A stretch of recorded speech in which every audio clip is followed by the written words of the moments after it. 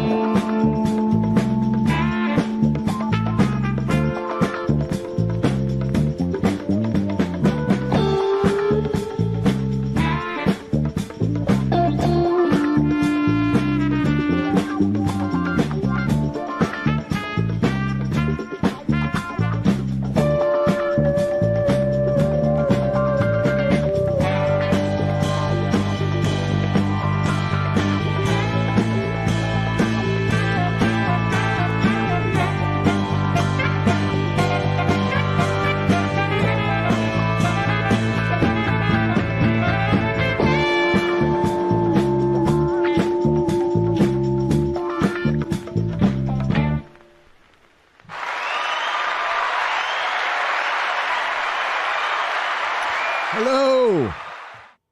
Greetings. That ended abruptly. Happy belated birthday, America. I'm wearing my Captain America shirt. I almost broke out my my Factory X shield. Maybe I'll do that tomorrow on Real BBC. On the Real BBC, which is going to be on Az's channel tomorrow. Hi, everybody. How you doing? Oh, man. This is what I'll have to do. I'm going to have to do this live on the air because I forgot to do this. So lots of professionalism here. Let's see. We are going to go there. There you are.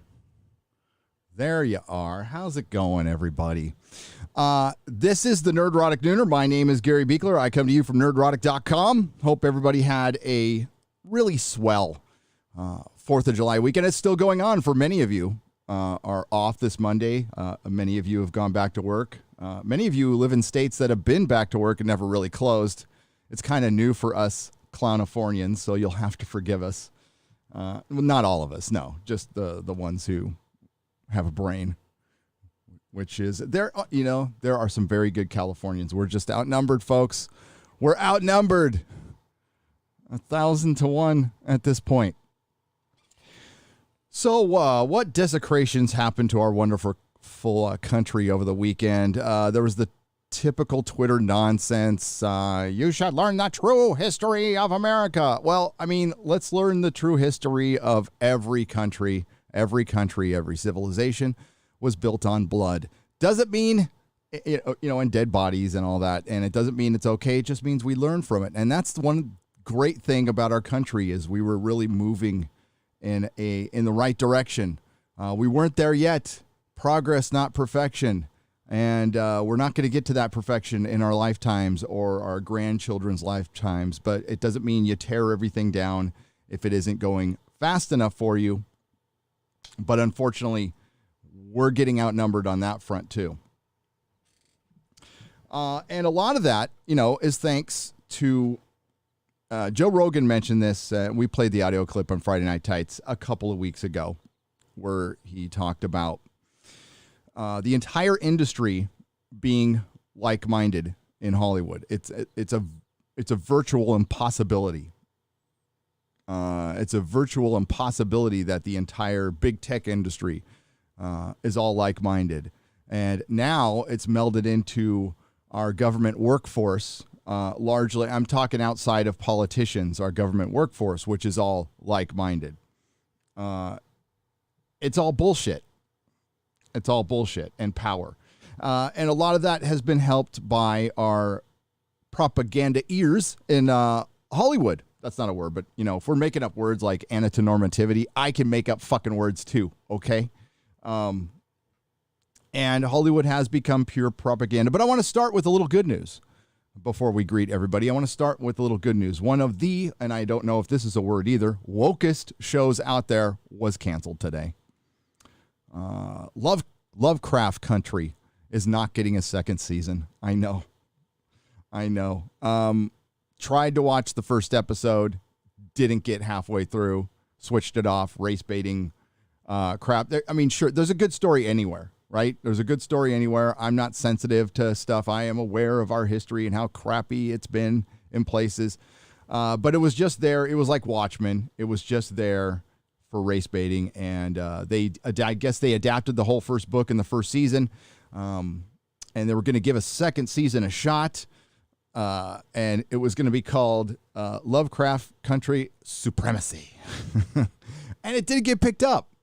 It didn't get picked up by the Casey Bloys, the very woke Casey Bloys over there at HBO, and oh wow, WG, I'll get to you in just a second. Thank you. And welcome, everybody, for the very woke Casey Bloys. It was, and you want to know why that shit's not going to get picked up? Now, there are exceptions to the rule, and we're actually going to get to many of them. But, well, there's a new regime, obviously, and Hollywood's going to be taking a whole new attitude towards that regime, like overnight. Somebody brought it up in a super chat in the Square Up that there's this misconception that there's some kind of mandate going on right now. And there's not. There's clearly not. Mandates happen when there's like landslide victories in elections, and that didn't happen. So they're misreading the tea leaves again. Will Hollywood wake up? I don't know. We had Quentin Tarantino saying what he did. We have Joe Rogan saying that. But, I mean, that's not a surprise. We need more people speaking up who were like a Carrie Smith. Carrie Smith was part of the cult and got out of the cult, recognized what it was, and has now become the cult's biggest antagonist, one of the biggest antagonists out there, because she knows how they think, knows how to connect on an emotional level, knows things we don't know. We need more of Hollywood to stand up and do that. And in this era of social media, I think that could happen. You piss off the wrong actor, you piss off the wrong writer, and they will turn on you, especially when they didn't really believe all of the bullshit and all of the identity politics, intersectional feminism, and now CRT. And the veil comes off after a good betrayal. And that's what we have to hang our hopes on right now. There was Gina Carano speaking out, and yeah, people were pissed about that behind the scenes. I really can't say more than that, but a person was pissed off behind the scenes, but they can't say anything. And we'll talk about that in a little bit too. But first, let's see who's here. I'm going to read this right away. WG, thank you for $100. My God, WG. Thank you so much. We appreciate you. You guys lighting it up already in the morning. And what's up, Culture Casino? How's it going? Hail, Captain Nerdrotic and Nooner Faithful. Heretofore, I think any super chat over $99.99 should be called a super duper chat. Okay. Speaking of which, wow. I tried to do my best, Grace Randolph there. Wow.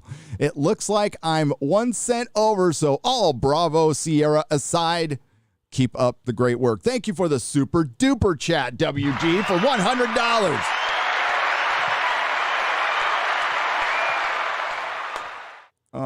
Grace is making a triumphant return. So yeah, I was gonna make a Loki video. It was almost done, and it's probably just gonna be part of my Loki season review, or you'll see it tomorrow. I don't know. I haven't decided yet. Culture Casino. I am sure National Pravda Radio is more than happy to grovel at the feet of the globalists that fund all things propaganda, including Hollywood. And that's what I'm going to call it from now on. And I don't know why I haven't been, I think I'm pretty good at sticking with my, the MCU and the first female doctor played by Jodie Whittaker, who we will lovingly call Dr. Karen. And how come I haven't been saying Hollywood just all along? Thank you, Culture Casino, for $5. We got $4.99 right here. Jake Skywalker, $4.99, who still is in existence, guys. How long till they cancel the Constitution BC of misogyny and lack of inclusivity? Well, because of misogyny and lack of inclusivity. Well, they're trying. They are day by day. It's death by 1,000 paper cuts, and that's what they have been doing. They go after Tolkien here. They go after Star Wars there. They go after a statue here. They go after one government institution decides to implement pronouns here. Oh, the entire teachers union votes for CRT in public schools. It's happening. It's happening. And now it's time for the working class in this country, who everybody is trying to win the hearts and minds of, to stand up. If you enjoy freedom, if you want to be able to choose where you work, if you want to be able to choose where you live, if you want to be able to own your house and live out the American dream, which everybody has an opportunity to grab if they want to work for it. Or you can have the communist dream, which is bare minimum, a life of gray, a life of mundane. You're told what to do every moment. And say if you have cancer, it will, the state will decide how bad your cancer is and whether you're worth saving or not. Of course, that's the end of the road, but that's where it would be. Things like that, nightmares like that.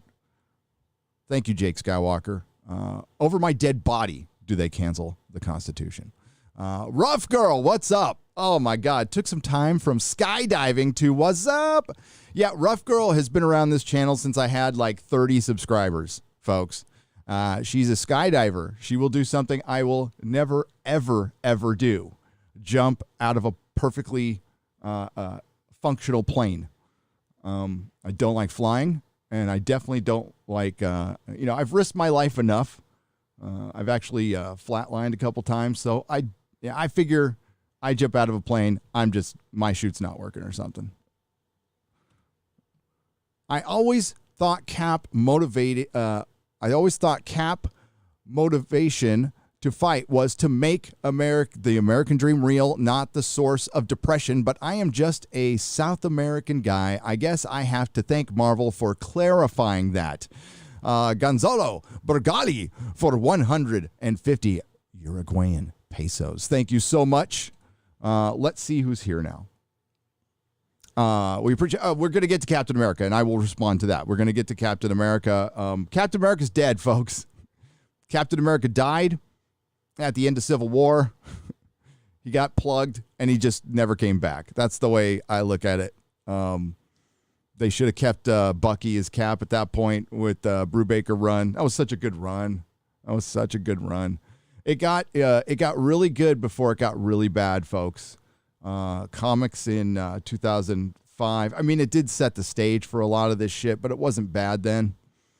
All right, so who we got? We got Dr. Dave. We've got Anono Moss, David B, Dimitri. How are you? Adrian. I'm trying to figure out that name. Legatus. Sorry, Falk, Zad, Undead George Washington, Nicholas Horton, TJ Rowe, Loki Life, Proven 22 times, Randomize, Lord Thoth, Lisa Roberts, Mick Bright, JD Cox, the R, and I need somebody to Rob Atlas, Rover, Fan Dad Menace. Oh, how am I? Okay, I got to stop this one. It's Bob Bug with one eye. Bob. Okay, so Bob Bug with one eye's king is king. Okay. James McDonald. Hail, Gary. Hail to you. What's up? Hail, chat. Look at this. Nat Palozzo. Angry Panda. Would that be the premier of China? Yeah, Hong Kong is fucked. What's up, Vigilante Williamson? How you doing, VW? Good to see ya. Go check out his channel. Dinus, McBright, and Claude Parrish. Welcome to the Nerdrotic Nooner. Rough Girl, I can't believe Loki is that bad either. Loki should have been the Doctor Who of Marvel. And that's That scene where he's DB Cooper was just filmed for the trailer. It was just filmed to make it look like a time-traveling romp, and then they've got that little scene where he's president, too. And what it did was it set the stage for a show that should have had an unreliable narrator. You shouldn't have known what time you're in. At this point, it should have been nonstop action and fun. And Loki just effing people over left and right. And what we got is sitting at tables and talking about our feelings. Now, I know some out there have said, hey, I don't need action in my superhero. Yeah, I do. I don't need my superheroes sitting around talking. I don't need character studies of my superheroes. Let's get to the, let's get to the bottom of Loki's depression. No. There is a million dramas about that. All right?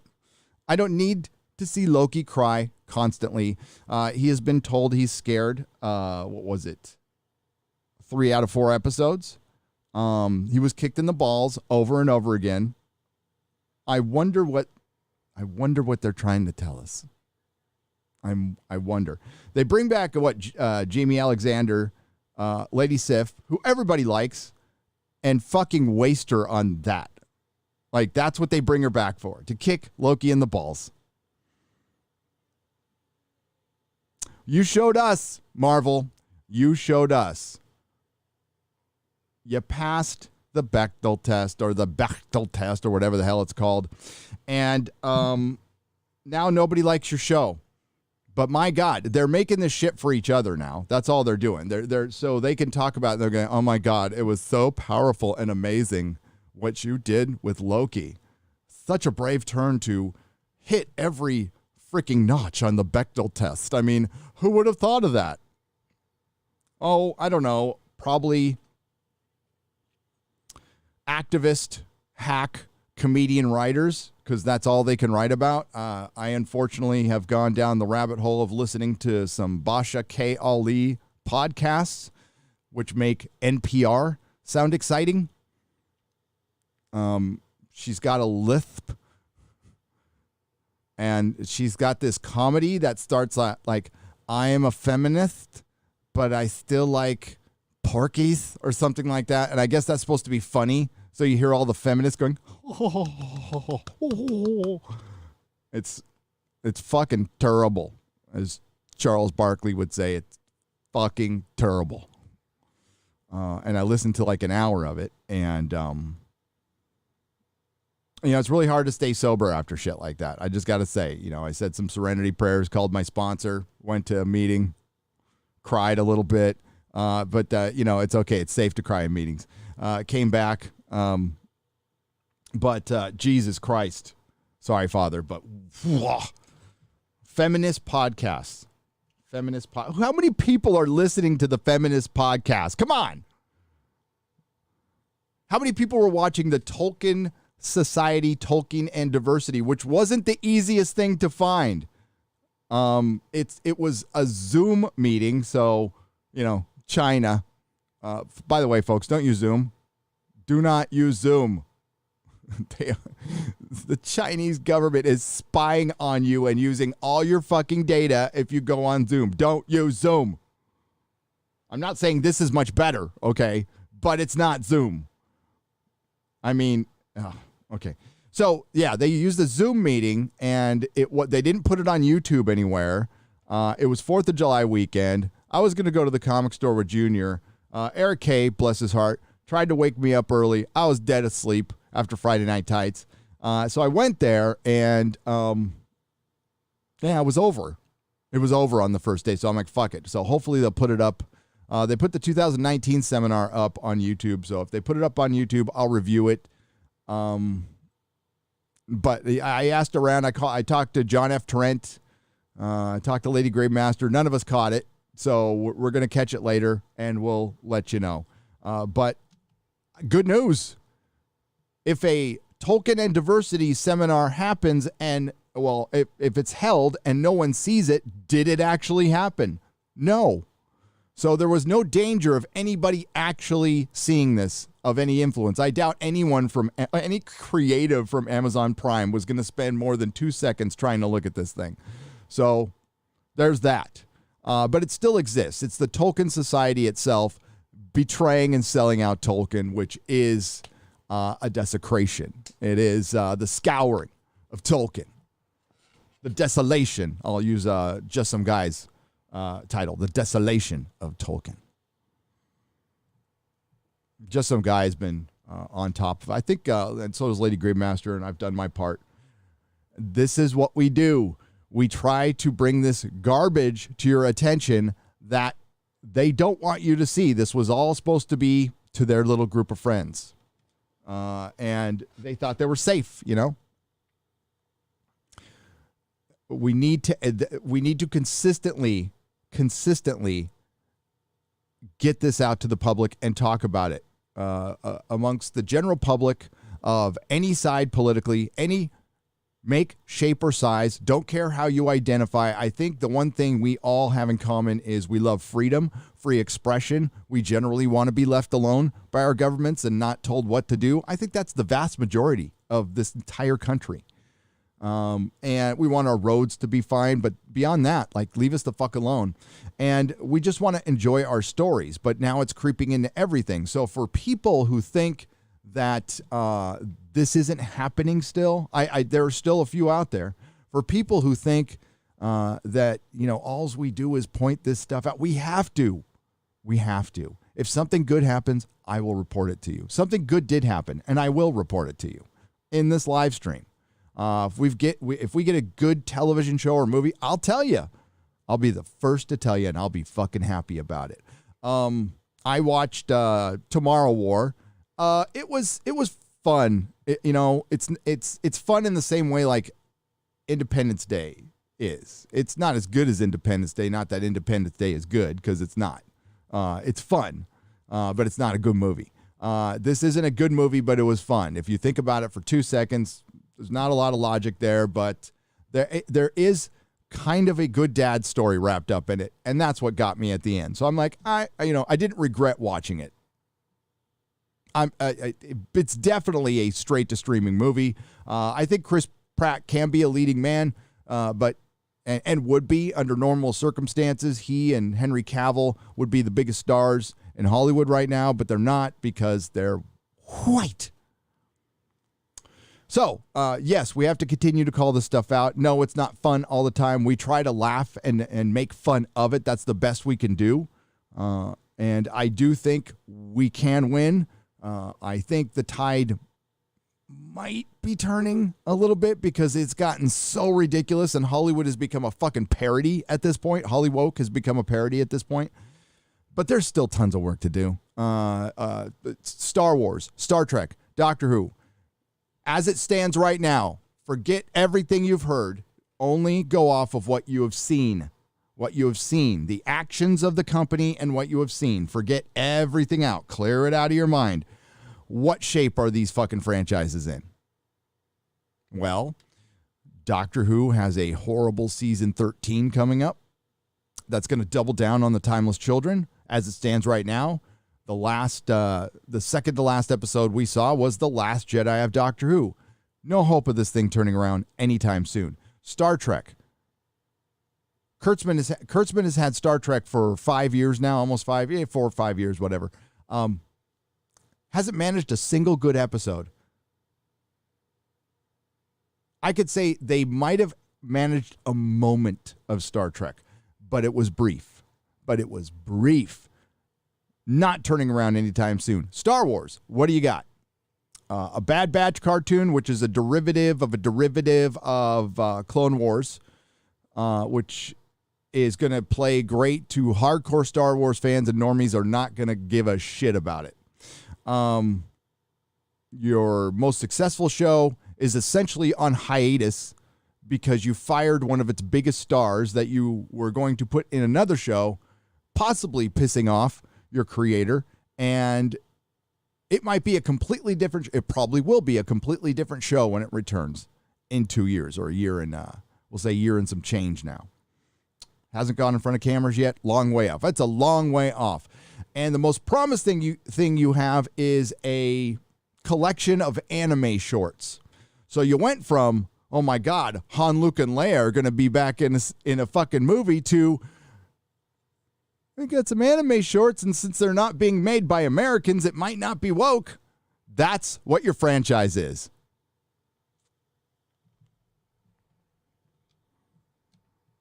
Power of fandom.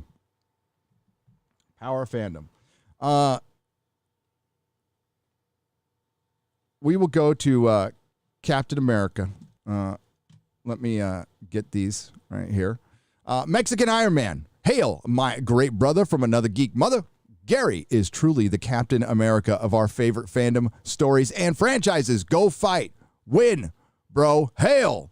I will try. I will try. Every ounce of effort will be put into trying to turn this thing around, but I can't do it without you guys. So it's a we. This is a we thing. Thank you, Mexican Iron Man, for the $49.99. Ahoy for 50 Australian dollars. First ever donation. Oh. I'll be gentle. All I can say is thanks so much for all the great content. Keep fighting the good fight. You are the best, mate. Oh, you guys are the best. I'm just a idiot with a microphone. The Kiwi heel versus babyface, $4.99. Gare Bear, I proclaim all super chats less than $5 be called not so super chat. I can't do that. If so, I'd be a pro. Hail Nerdrotic and the Nooner. Every super chat is a super chat. Thank you very much. The Kiwi heel versus babyface. And you know what? We miss Az on Twitter. Twitter's fucking boring without Az and Perry. Perry's gone too. Matter of fact, I still need to talk to Perry. I need to talk to you. Yeah. Twitter's boring now. Well, Twitter was boring before. But I just kind of, All right, so we've got this Captain America thing that we're going to get out of the way. Then we're going to talk about Loki and stuff. Where did the article go? There we go.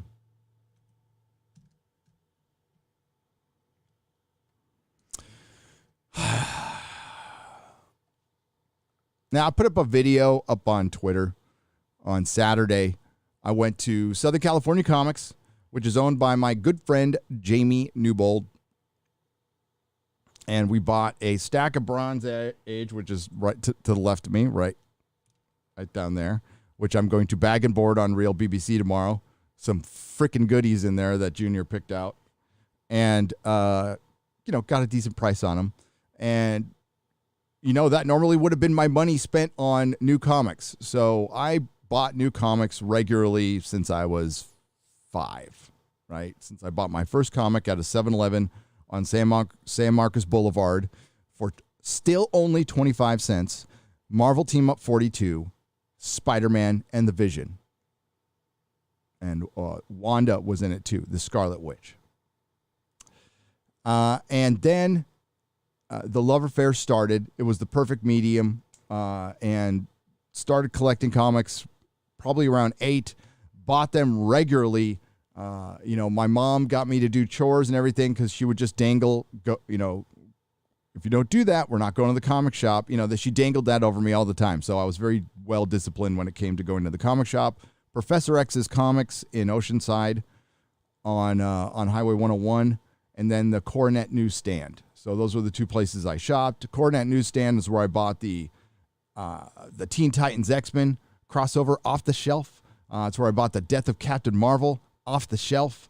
It was a newsstand. See, we used to have these things called newsstands where they'd sell, newspapers from all around the country, all the magazines, all the Playboys, all the penthouses. And the Playboys and the penthouses were strategically placed right next to the comics. So you'll be all looking down at the covers at least, trying to be subtle. Hey, I knew very early on that I was super straight. So back then, Captain America, represented America. He represented the people, never the government. Always understood that.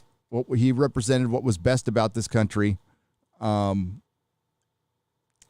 even when they brought him back during Vietnam. So it was always this weird, controversial choice that, and we always understood that what Steve represented, right? Well, now they've taken it like the CRT, the two Americas, which, you know, I'm not going to say there are two Americas because there's a side that doesn't like America. So there's America and there's something else. You know, yesterday I put up a tweet of the American flag, and I was going to I changed it to "May the wings of liberty never lose a feather," that's a good 4th of July. It's on the nose, but it's a good 4th of July thing for me. But I was going to I'm looking forward to moving to America. Because where I live isn't America anymore, you know. Marvel reveals Steve Rogers no longer believes in the American dream in first issue of the United States of Captain America. And the first thing I think of is like, what would happen if I had to sell this in my shop? I would have made a big stink about not buying new comics anymore. I would have just been a back issue toy store. I came close with fucking New 52. I came so close to just fucking shit canning DC because I got tired of Dan Didio lying to us. He's like, we're not going to do weekly comics, and he kept on doing weekly comics. It's like, fuck your weekly comics, dude.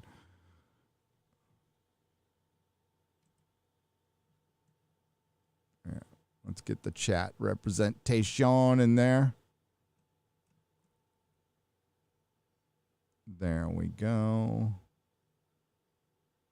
Okay.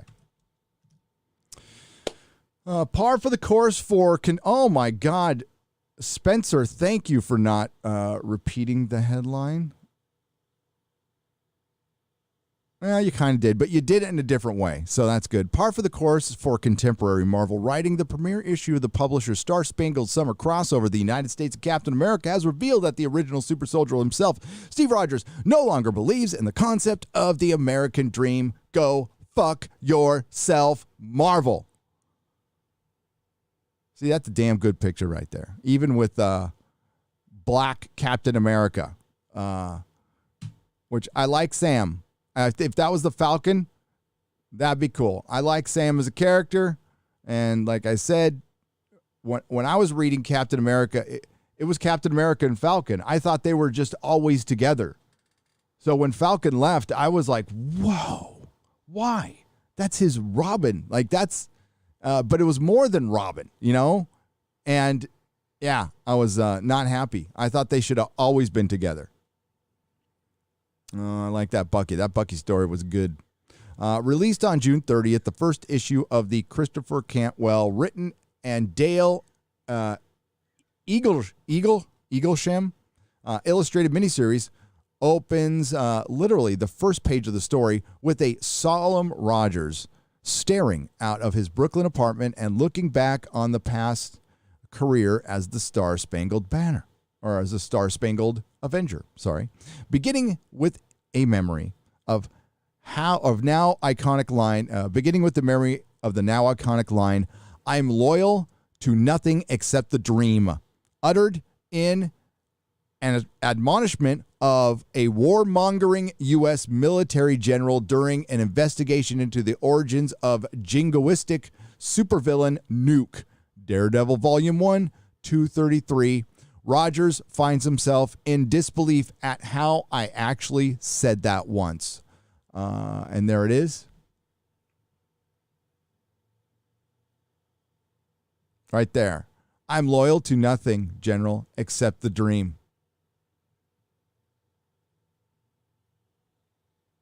Beautiful. Here's the thing about a dream. A dream isn't real, the hero continues. When we wake up, it goes on. So it started here. Rogers finds himself in disbelief at how I actually said that once. I'm sorry, I'm going to have to do my new Steve Rogers voice. Here's the thing about a dream, though. A dream isn't real. the hero continues. When we wake up, it goes away, and we're left with this yearning inside, like something was taken from us.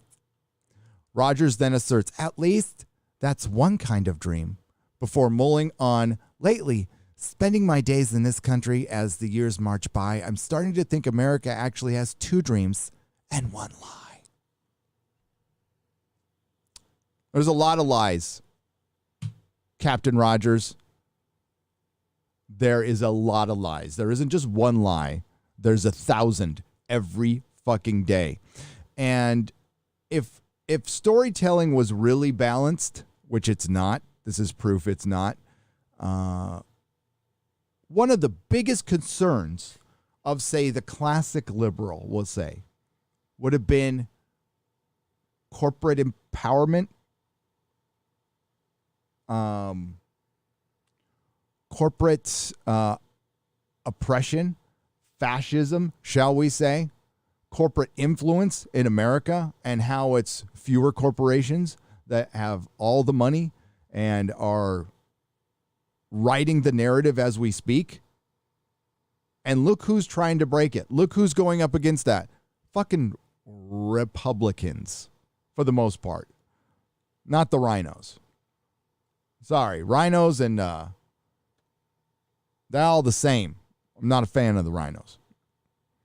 Never been a fan of the rhinos. But conservatives, centrists, libertarians, anarchists, for the most part. The ones who actually believe in, I guess, I can't say the true form of anarchy because that could be violent. The anarcho-capitalists of the world, shall we say. Classic liberals are all united in, this big tech censorship and this oligarchy, whatever the fuck it is. That's a dangerous thing. Never gets spoken about. Well, you want to know why? Because they're part of it. They're part of it. So why speak against themselves? So these artists, artists used to be the rebels, but these are the conformists. This is propaganda. This is toting the party line, the company line, big tech's line, Disney's line, Kevin Feige's line. Remember, Kevin Feige runs Marvel Comics now.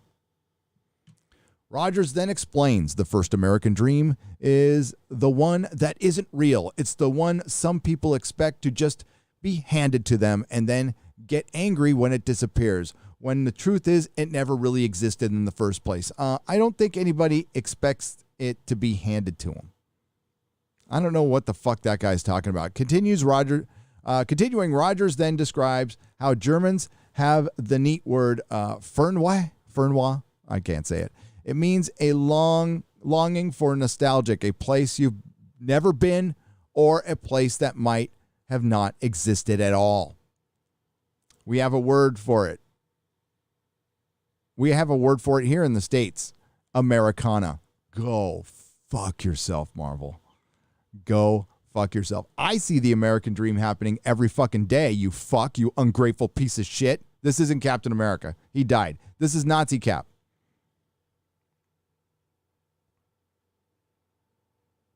And why is he cooking? Why are they showing people fucking cooking all the time?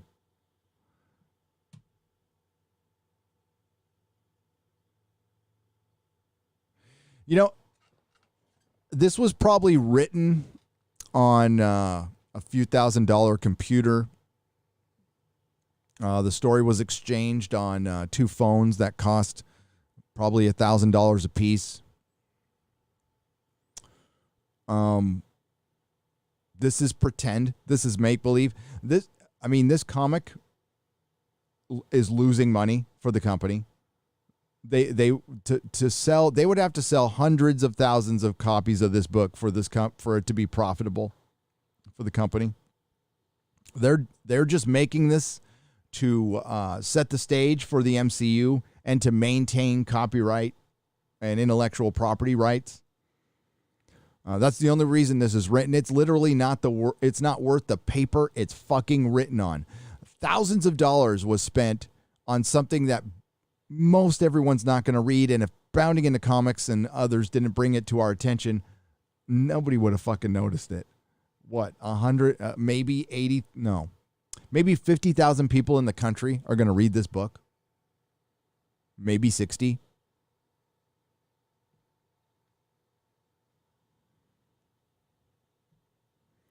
So why do it? Well, it's to establish canon for the MCU. Every bit of this is to establish canon in the MCU. They're all Loki being bisexual is from the comics. Yeah, from 2008. Or not even, was it 2000? No, that's female Loki. It was 2015? Can't remember, don't care. It's to establish stuff so they can say it's from the comics. But this is all after Feige said, I couldn't find the article, but Feige said, and I'm paraphrasing, we don't need source material anymore. Essentially, we don't need the comic fan anymore. We're going our own way. That's why, everybody was all, Sylvie's the Enchantress. No, she's a Loki. They just used her name and a little bit of her character for the show. That's all. Of course, the timekeepers were going to be dumb fucking robots. Everybody fucking knew that. Yeah. But this is how you, oh, he wasn't cooking. He's cleaning. Okay. He was cleaning his shield. The dream isn't real.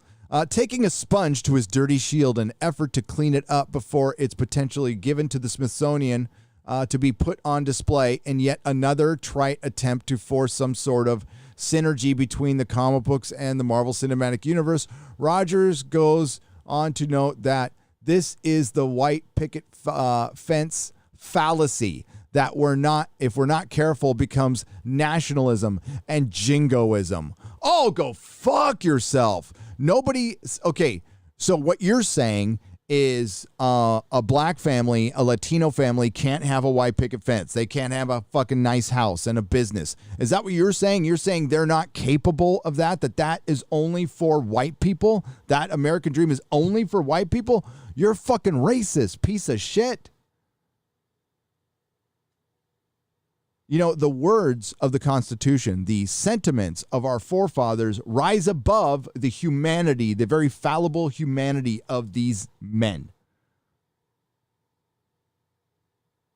I've always been aware that some of them owned slaves and some of them were horrible. But not the words. It doesn't take away the words, because the words I was able to apply to everyone. And that's what they do now. See, most countries, this doesn't happen.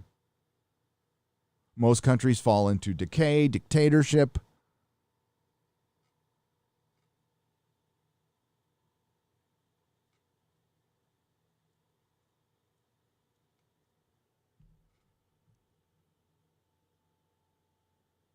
You see, there's always a choice.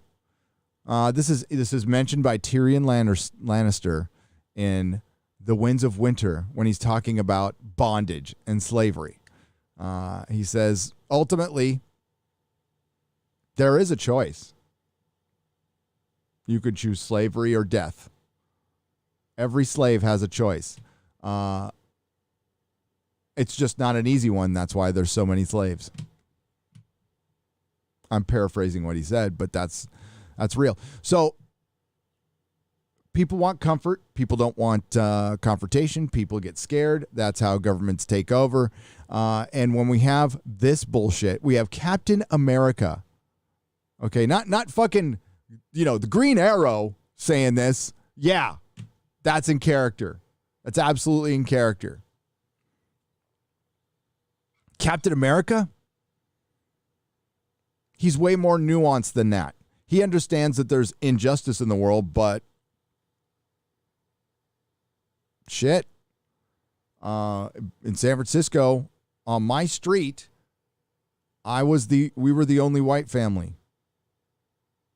We were the only white family, and there was Asian, Filipino, Latino neighbors, all own their houses, all living out the American dream. On 4th of July, they were all out lighting fireworks with the fucking American flag out, barbecuing. That's the American dream, motherfucker. motherfuckers.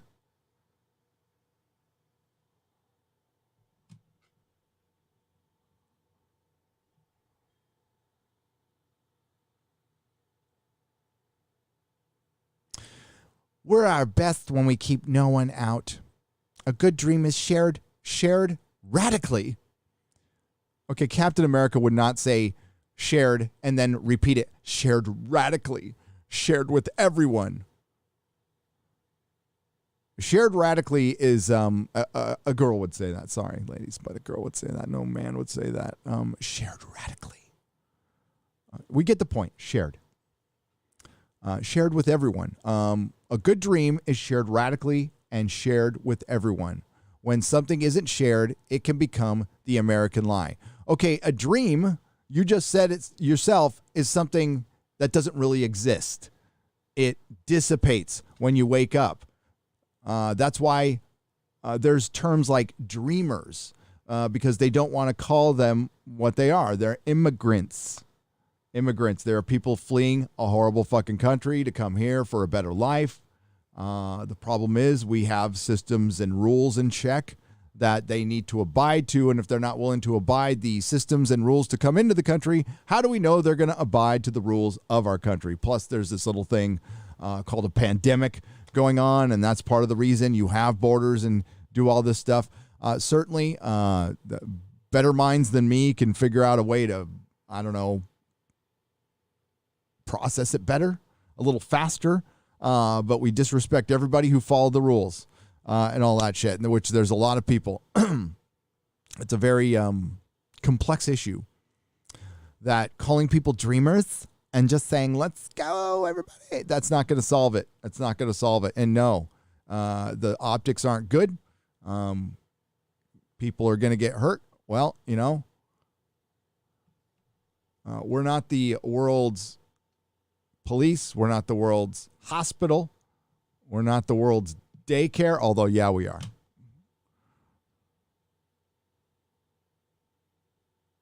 Looking upon the pennant of his former World War II division, the Real World 1st Infantry 26th Regiment, otherwise known as the Blue Spaders, Rogers sounds, the lie is a real problem because it comes in the form of an empty promise. A while back, we told the world they could come here for a better life, but too often we turn our backs on them. Instead of a dream, they get handed a raw deal. The first Avenger then shifts his thoughts to the second dream. This one's real, but we don't hold to it, our own. Heck, if we can't even touch it, what the fuck is he talking about? We reach for it. We work. We toil. We struggle. We fight. Together, we may even reach it, but we never stop trying. That's my dream. Oh, my God, this is just gobbledygook. The Smithsonian is putting on a special exhibit called Americans Who Fight, before lamenting how he didn't really love the name because sometimes we fight when I feel like we could handle things other ways. Well, I agree with that. I'm scanning through this.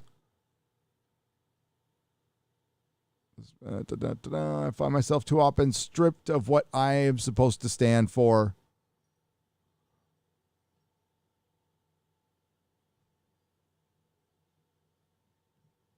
Oh my God. I don't even want to read all this. Sometimes it gets so far away from 1940 when I first got injected that it all seems pretty ridiculous. Honestly, I started to wonder if I divided more than I wonder if I divide more often than I unite. So often a shield can become something to hide behind. I wonder if lately I've been hiding too. This is a Captain America after Ta-Nehisi Coates' run, after Mark Wade's run. He has been burned down to shit. And by the way, it was only a few years ago, every fucking kid in this country at Comic-Con was wearing a Captain America costume like it was a Superman costume. Like he was bigger than he'd ever been.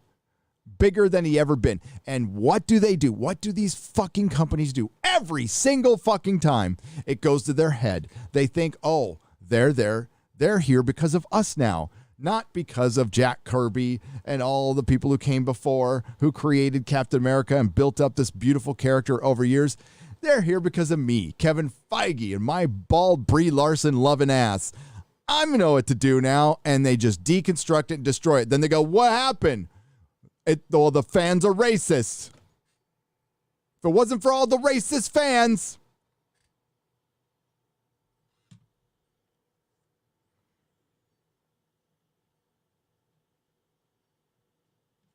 Fuck off, Marvel. Die. Just die. Hurry up and die. That's all I can say at this point.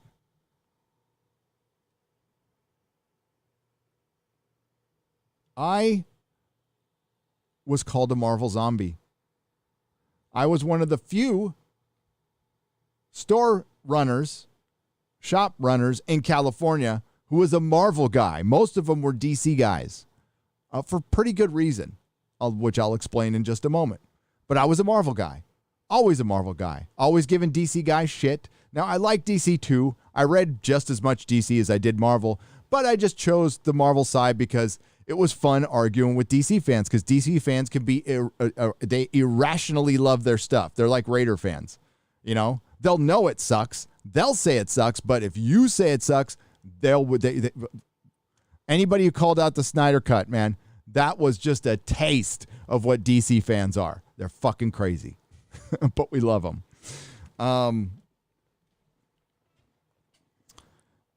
And I'm talking hardcore DC fans. I'm talking, I own every version of Legion of Superheroes fans. Marvel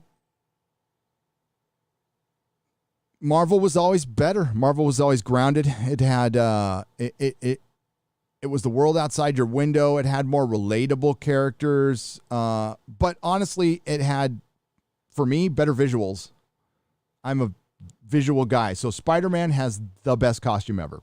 Period. You can't even argue. Just stop. Best costume ever. Spider-Man and Batman are the two most popular singular heroes.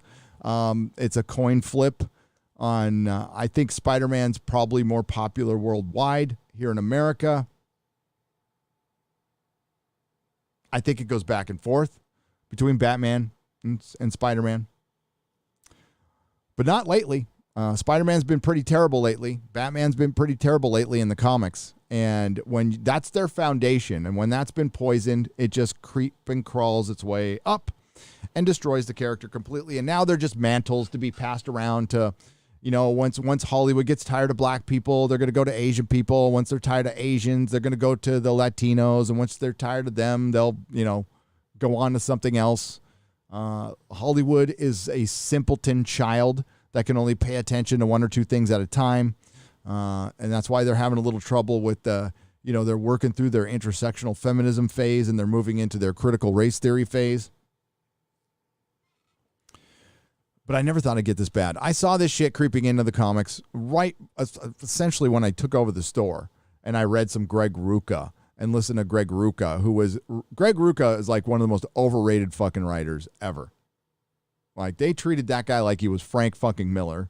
And I'm like, he's not that good. He's really not that good. He's kind of boring, very preachy. I liked Mark Millar. There was a time I really liked Mark Waid, his writing. He had a good stretch of writing. And then, I don't know, substance abuse. I don't know. He's always had problems wherever he goes. And that's why he's never and will never work a day in Hollywood. Like, nobody will ever work with that dude. He's got the worst reputation. You have heard the stories. Well, I've heard the same ones too.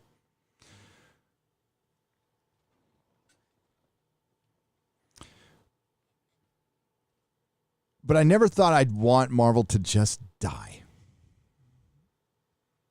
But this is it. This is like the final desecration. I mean, I've sat through one more fucking day, and soy Peter Parker and all new, all different, and forcing Carol Danvers on absolutely everyone, and nobody fucking likes her at all. Killing Tony Stark, cucking him, making him a cuck AI, and now he's a cuck live person in his own book. And this is after they did the impossible.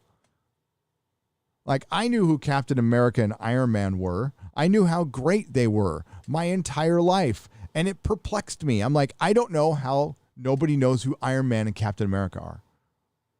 Because there's a lot of people who didn't. I think more people were aware of Captain America, but not everybody was aware of Iron Man.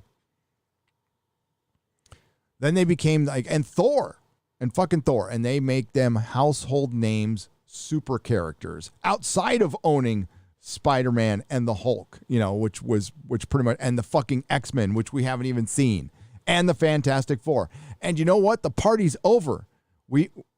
Marvel's X-Men and Fantastic Four will look nothing like they did in the comic books. The Fox versions will be better. I promise you. I doubt they're even going to call them the X-Men. I could be wrong. Kevin Feige came out recently and said they're not going to announce a cast for the Fantastic Four anytime soon. And you want to know why? They're waiting for this shit that they brought in the door to blow over. Well, guess what? It's not going to blow over until you eject it out of your stuff. That's not going to happen until Marvel has some flops. And I don't mean just one, some flops. They can hide, even if these Disney Plus series are complete failures, the people involved right now are spinning to management that they're success. We're just starting out as a streaming service. It's going to take us a while to get going, and getting, 2 million people watching Loki, first episode total. That's pretty good. When it's not, it's fucking terrible for something that costs that much. And that's as many people are going to watch it. I mean, if The Mandalorian comes back and it has Baby Yoda and Gina Carano in it, that first episode probably will get a lot of people watching. I would imagine it would. If they don't delay it too much. Delay it anything beyond 2 years, it's dead. But the MCU, like Loki, should be the most watched show. And I'll say, out of the three, it has more moments that I like in it than any other, but that's purely based on Tom Hiddleston and Owen Wilson. But this is the course of Marvel right now, and it's you can't stop this train. It's going to derail anytime now. I think Shang-Chi will be the least woke movie of the bunch. And do you guys even remember that a Shang-Chi trailer came out about a week ago? You've already forgot. I did too. What's the one thing you remember from the Shang-Chi trailer? If you remember it at all. Oh, the Abomination, a cameo of a Hulk villain that's not even going to be in the entire movie. That is the single most memorable thing from both Shang-Chi trailers. I almost went somewhere that might have pissed somewhere off, so I stopped. And I'm just going to get my popcorn and eat. I'm going to go watch Black Widow in a movie theater. That's right. I'm going to go in a movie theater. I'm going to have my little light and my little notebook, and then I'm going to review it for you guys immediately. I already know. I'll just say everything we suspected. We weren't exactly right, but we were right. Woke is predictable. Woke is predictable. There's only so many things you can do with woke. You can gender swap and race swap. White man bad. You can also race swap and gender swap. You can race and gender swap and white man bad. That's your woke storytelling. It's almost as simple as the hero's journey. Let's get to your questions.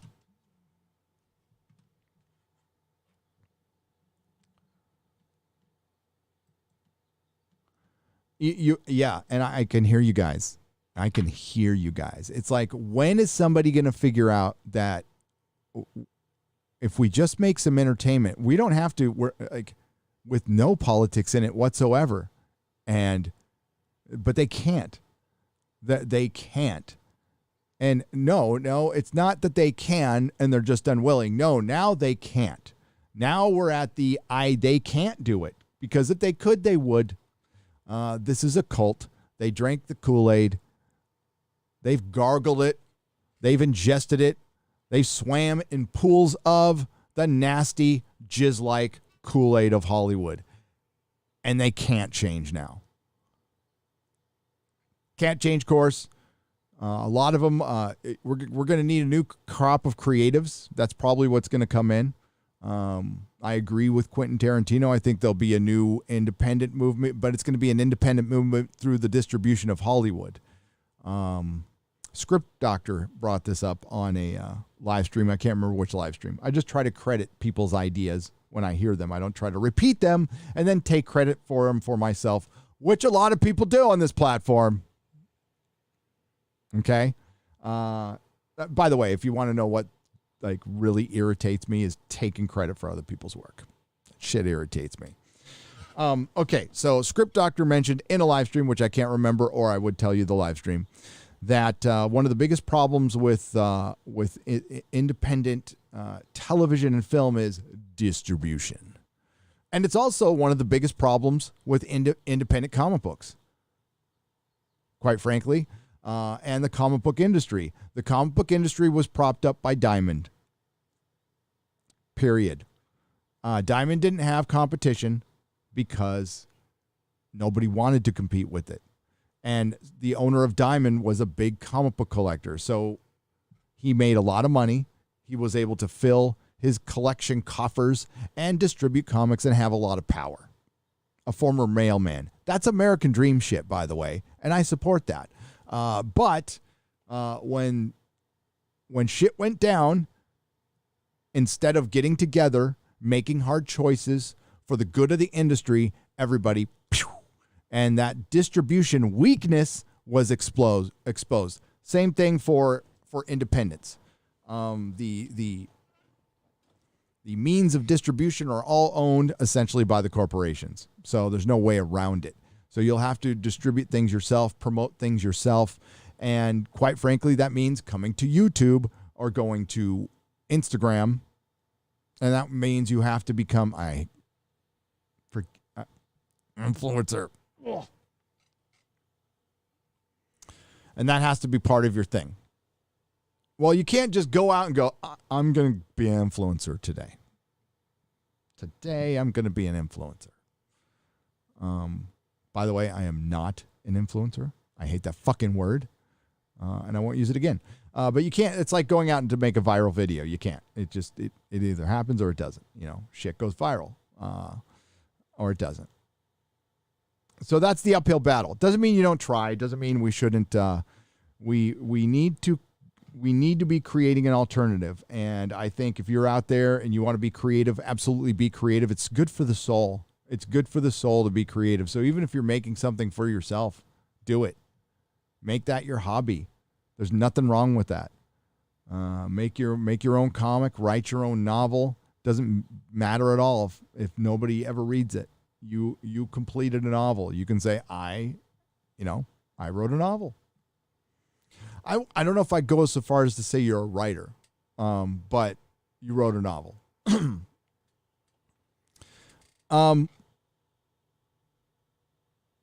The comic industry will live on. I think it'll be mainly back issues and manga now. I don't know if new American stories are something that are going to be. They might be passé. Manga is stealing a lot of market share from independent content creators and obviously Marvel and DC. And it's because they can distribute, they can mass produce, and they have the strongest word of mouth I have seen. I haven't seen word of mouth like this since I was 12 with the American comic books, with all the kids at school going, did you read Frank Miller? Did you read this guy named John Byron? Because people used to call him John Byron. They couldn't pronounce his last name, John Byrne. and Dave Cockrum and Chris Claremont, this X-Men, this Phoenix. Phoenix died. Like when a character died, it was like, what? Captain Marvel died. And it was kids on the schoolyard. We're playing football and we're just talking about comics, like word of mouth like that. But times 10. Like I say manga. And there's going to be 9 recommendations right now. That is advertising you cannot buy. Nobody is talking about the current crop of American comics like that. Kids are not reading American comics. Kids are reading the fucking shit out of manga, though. Just walk into any Barnes & Noble. You're going to have a kid or two standing in that freaking aisle while mom is looking for a book or something like that. Or more likely than not, a 14-year-old to 16-year-old Asian girl sitting there reading it. And that hasn't changed in years. And that is the American... See, and now the American comic book industry is scared. You see them? They're acting scared. They should be scared. They thought, you know what? This little independent comic movement, we can beat that down. But they didn't know there was something else coming for them. And the worst thing is the comic shops are finally going, okay, even the ones who fucking like me, I was like, hold on, I'm not going to waste shelf space on something I don't read or don't understand. And my God, does it take up a lot of shelf space? Well, comic shops are now perfectly willing to do that.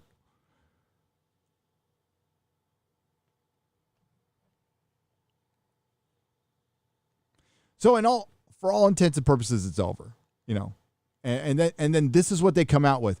I hate to agree with Gail Simone, but she was right in one instance. During the pandemic, Marvel and DC should have come together and made the biggest event ever. Get all your fucking all-stars, top 5 all-stars, and you do a massive crossover. But not only that, Marvel and DC get your 5 top writers and artists, each create new characters, give them time, give them money, give them a fair piece to create new characters that everybody's going to like, that's not just based on fucking race and gender and all this bullshit, like actual fucking superheroes that you can make movies out of in the future.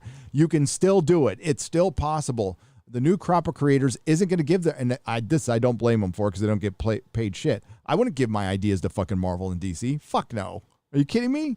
No. But if Marvel and DC was, I don't know, not so just shark-like greedy all the time and say, listen, we'll give you half of the character. You know, a Marvel and DC, well, you know, it's like, we'll give you half of the character, you know, half the merch rights. That's enough for the company to make money and to incentivize the creator to play along. But they can't do that because when you have a giant corporation like that, it's always has to, we need to maximize our profit to the penny. And if we can't get everything we want, we won't do it. Too big to succeed. Too big to succeed. Too big to make a compromising human decision. That's why corporate capitalism, not the biggest fan of. I love, sole proprietorship,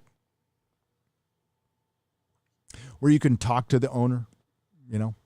I think that's the perfect kind of capitalism. And everything I do in my life now, I try to support a small business and try to avoid a fucking Target or a Walmart. I mean, I'll go in there if I have to. And listen, being in San Francisco for 18 years, there's no Walmarts. Closest Walmart's like Oakland. It's like across the bay. Walmart is not welcome in San Francisco. Neither was Chick-fil-A. So I ate a lot of Chick-fil-A when I got down here. And I went to Walmart a couple times because it was special. But then it became not so special.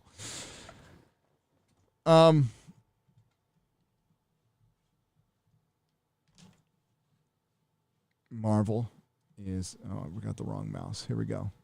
Tracy Wilborn for $5. I haven't watched any of the D+ trash, and I'm not going to. The MCU and pretty much all the shows that I used to watch are now dead. It's really quite depressing. It really is. The MCU was the last standing franchise, and I told you guys this on Friday Night Tights, and I was talking to Jeremy. I'm like, Jeremy, I just finished watching Guardians of the Galaxy, and dude, it's light years away from what it used to be. I don't know how many of you have watched a Marvel film recently from the Paramount era, by the way, and we'll say the Perlmutter era. And I'll say it right now. Ike Perlmutter Marvel better than Kevin Feige Marvel. Period. End of story. Not even debatable. Quality of films. I don't give a shit about how much money the film made. Quality of films. Ike Perlmutter's Marvel was better than Kevin Feige's Marvel. And for the most part, Paramount's Marvel was better than Disney Marvel. Captain America First Avenger, one of the most underrated fucking movies there is as far as superheroes. That is absolutely one of my favorite movies. That is a superhero movie. Directed by the same guy who directed the underrated Rocketeer.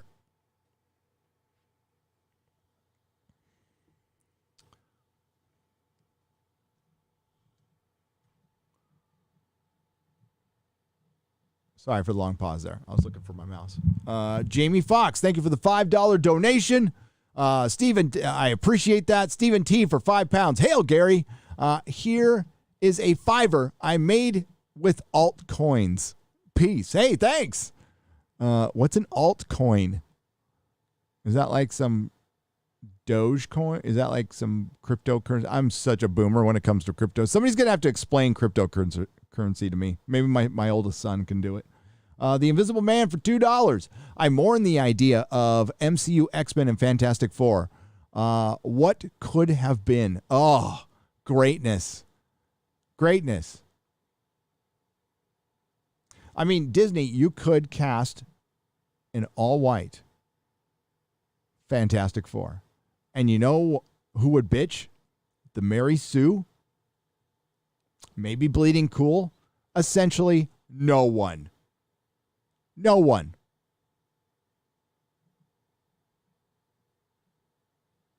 And you know what your movie would make? If you just made a straight up Kirby love letter, Fantastic Four, you think Incredibles. That's your template right there. They beat you to it. The Incredibles is a Fantastic Four movie. Just do that. Maybe even get Brad Bird to direct it. Give him a shot. It would just make $1 billion, you know. Biden would say, I am a bad influenza.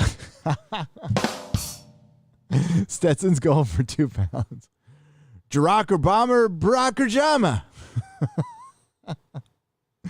I just think of Kyle Dunnigan's, the one where he's looking in the bathroom mirror and he thinks he's talking to somebody else. It's fucking great.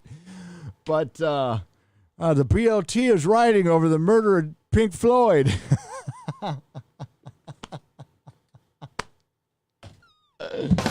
That's great. It still gets me. That one still fucking gets me.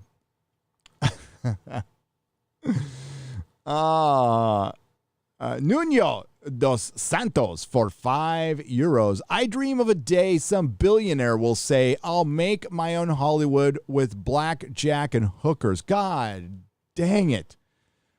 I miss the mafia, blackjack and hooker, cocaine days of Hollywood. I think they need to come back in a big way.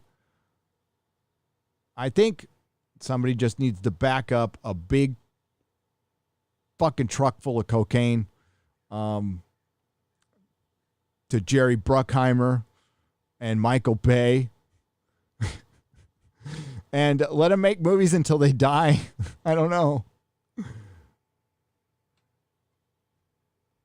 Black Intellect for $5. When are they going to announce casting based on their talent and not who they choose to sleep with or the color of their skin? Well, I would going back to who they slept with. I'm kind of okay with that now, as long as it's consensual. I've never had a problem with that. Skin color. It should be based on merit. And that goes the other way around in a lot of cases too. So, for example, if you are changing the skin color of a character because that's the best actor for the role, then I'm cool with that for a lot of things. I don't need every character who was white in Marvel Comics to be white. Like certain characters, it doesn't matter, like Ned Leeds doesn't fucking matter to me. Think he'd be in better shape, but it doesn't matter. Main characters, they need to look like they do in the comic books. That is your brand. Peter Parker, Spider-Man. It's not Miles Morales. That's why Miles Morales is not called Spider-Man. Eric July has pointed this out a lot. Miles Morales is called Miles Morales. And actually, when you think of Miles Morales, you think of his actual face before you think of his Spider-Man costume. When you think of Spider-Man, you think of Spider-Man. And then you think of Peter Parker. But it's always going to be Peter Parker. Always will be. Captain America always will be Steve Rogers. It was DC that pulled off passing the mantle twice. I think very, very well with Green Lantern and Flash. To the point where people were upset when they brought Barry Allen back, especially because Wally West was a very popular Flash.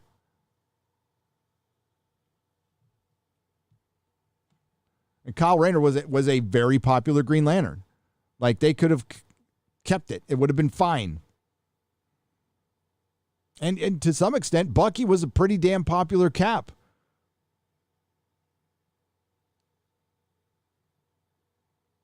Yuri Bezmenov was right back in 1980, 20 to 50 years to reverse what is happening today. The Nick Gore, man, for $4.99. Yeah, and that might be bad news to some people, but what has been happening took years in the making. And it will be reversed, but what we're trying to do is win the hearts and minds of the normies and everybody. I'm not trying to win the hearts and minds of just conservatives or just Catholics. It's not enough of you. We need to win the hearts and minds of your fellow Americans, all of us. Not just the ones we agree with 100%. All of us. Because this is a foundational issue. This is a issue that if it's not resolved, everything falls down. Everything tear down. Life, liberty, and the pursuit of happiness. The ability to buy private property, to own your home. Basic shit like that. To be able to shop where you want, dress where you want, choose where you live. Be able to travel in between states without some asshole checking your fucking papers. Like, this is the shit we're fighting for. It's basic shit. Healthcare, all those other debates, even immigration. Those debates have been around since I was a baby. They will be around in 100 years. Hopefully we'll work them out someday. They aren't foundational issues. To some, there are others that are moral issues that I don't think we need to worry about. Right now, we need to worry about our basic freedom. Our basic freedom. Free speech. Shit like that. Let's work on that, and then we can get to the other sub-issues and argue about those later. I think we need to prioritize right now. Because what happened last year cannot happen again. And most likely will. So I hope you understand what I'm saying. It cannot happen again, but it probably will.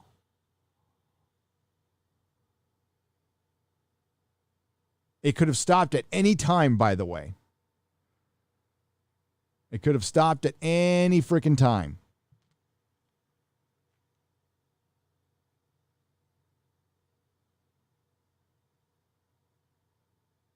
I'll just say that some of the rules that were placed in California, I didn't abide by a single one.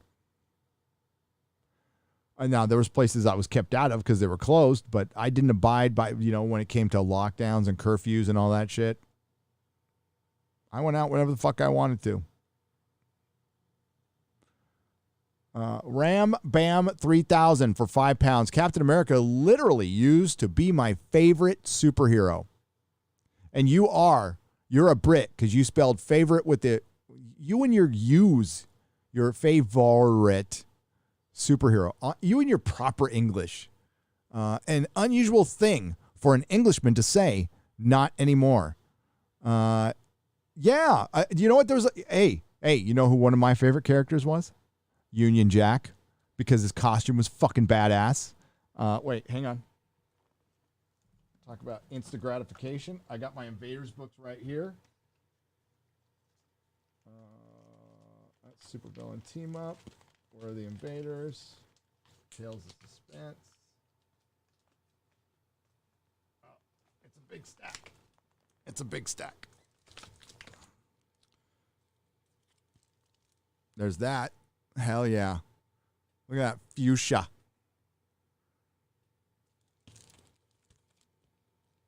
I love the Invaders because they had Bucky, they had the Human Torch and Toro. Oh, maybe I don't have a Union Jack. Oh, this is what I'm talking about. This is why I like the Invaders. Nazi, giant Nazi dominatrix. I will teach you discipline. You've been a very bad boy, Namor. Where is fucking Union Jack? Oh, there he is. That's my boy, right fucking there. That is a badass costume. Ah, I remember this. And he takes on Baron Blood. I remember reading this until like it fell apart. This was one of my favorite all-time comic books. So we got Marvel superheroes during World War II with Union Jack taking on a fucking Nazi vampire. Doesn't get better than that.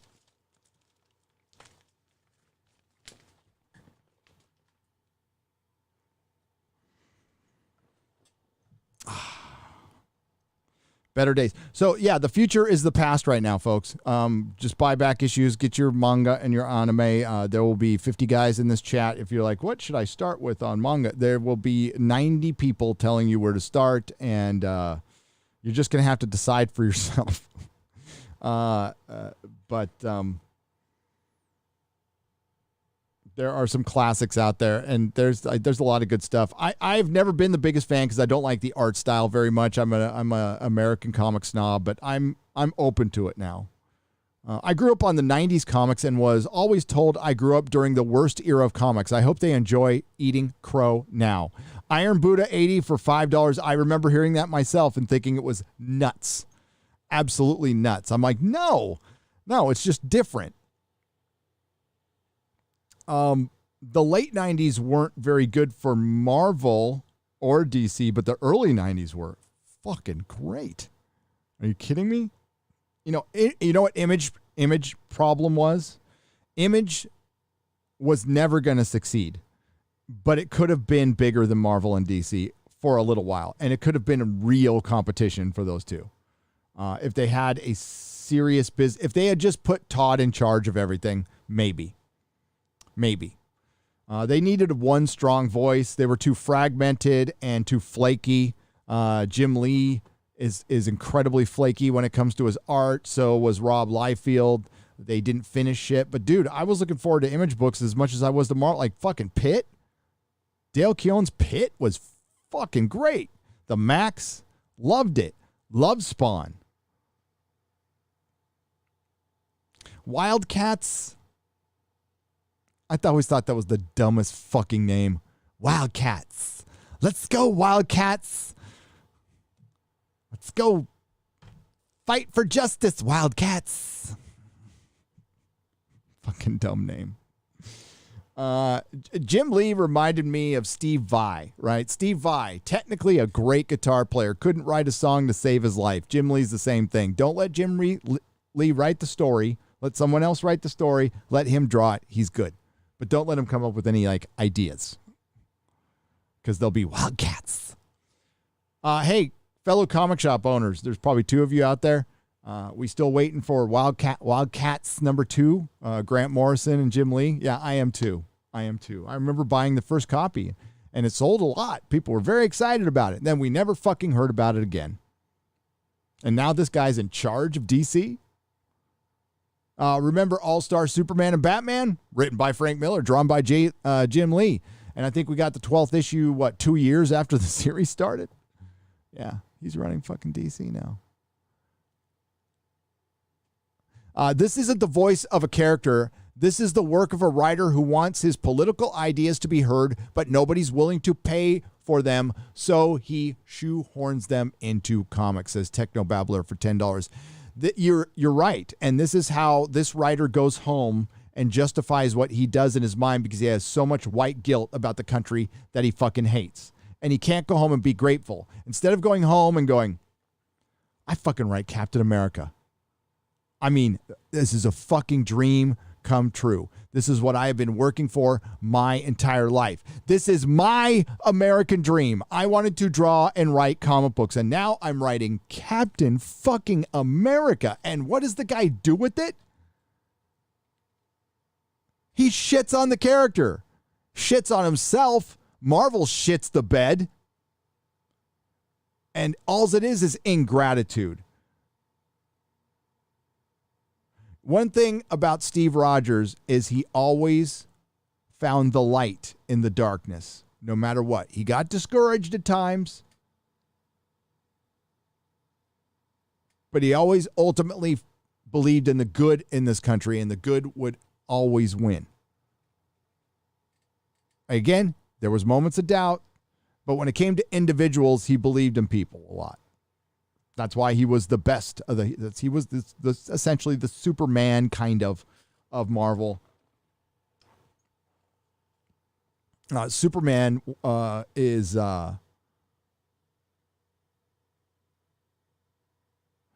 kinder in a lot of ways than Cap.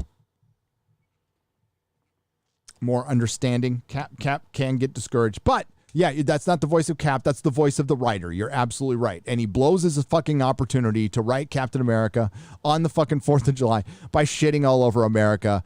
And dude, can't say you're going to get a lot of work. Maybe he's swinging for the fences to get work at Hollywood. Hollywood's not going to be plucking people from comics anymore. Those days are gone. Look at how much trouble comes with a comic book writer. That Warren Ellis thing, hey ladies, that Warren Ellis thing, you fucked yourselves over too. You fucked yourselves over. All you ladies, all you Kelly Sue DeConnics. You know what Hollywood's looking at? They're like, we're in enough trouble. We don't want to bring these fuckers in now, who obviously are all fucked up and all fucked each other and are all willing to turn on each other at the drop of a hat. So thanks, no thanks. So canceling Warren Ellis basically canceled themselves. And that's the comic book industry, folks. So you're all seeing it. This is the way it's always been. It's always been duplicitous. It's always been cutthroat. It's always been gossipy. They all fucking flirt with each other. They all go out and party, get fucking high, fuck each other. It's been going on forever. And now untalented hacks are using it to get jobs because they're getting older now. These were people who were in their 20s 20 years ago. They're my age. They're all around my age, and they're all seeing that mortality come at them and like, oh, I didn't get my Netflix deal. I didn't get that $1 million like Jim Lee got, and I'm fucking 50, and I only know how to write comic books.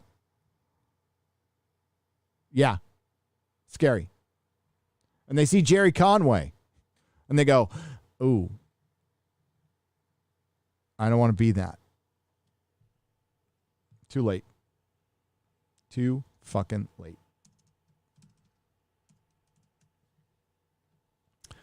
Let's go over here to chat. Nathan Cinder, thank you for the $19.99. I appreciate it. And Dog Supreme, thank you for the $4.99. I appreciate it. And for $20, we got Tearing gas for $20. What's up? Hail Gary, hail Nerdrotics, and hail Nerdrotics. What happened today has forced me to find more independent comics and media and also enjoy old stories from earlier decades. I'm loving it. Yes, absolutely.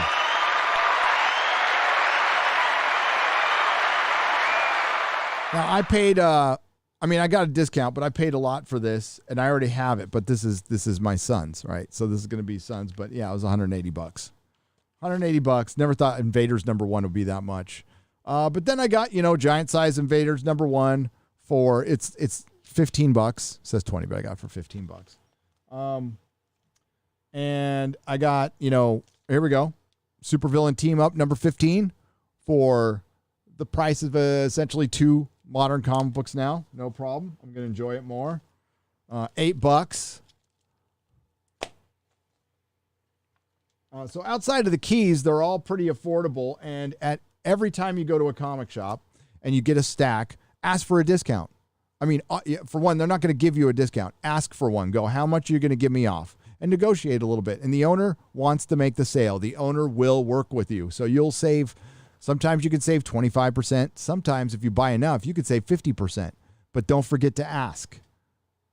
What does Robert Meyer Burnett say? You only get what you negotiate. That goes for everything. And at comic stores, they want to make the sale. Believe me. They want them. And if you got cash, they'll give you a better deal. They might not charge you tax either. So, if you're going to go to a comic shop, bring cash. They like the cash. And don't forget to ask for a discount.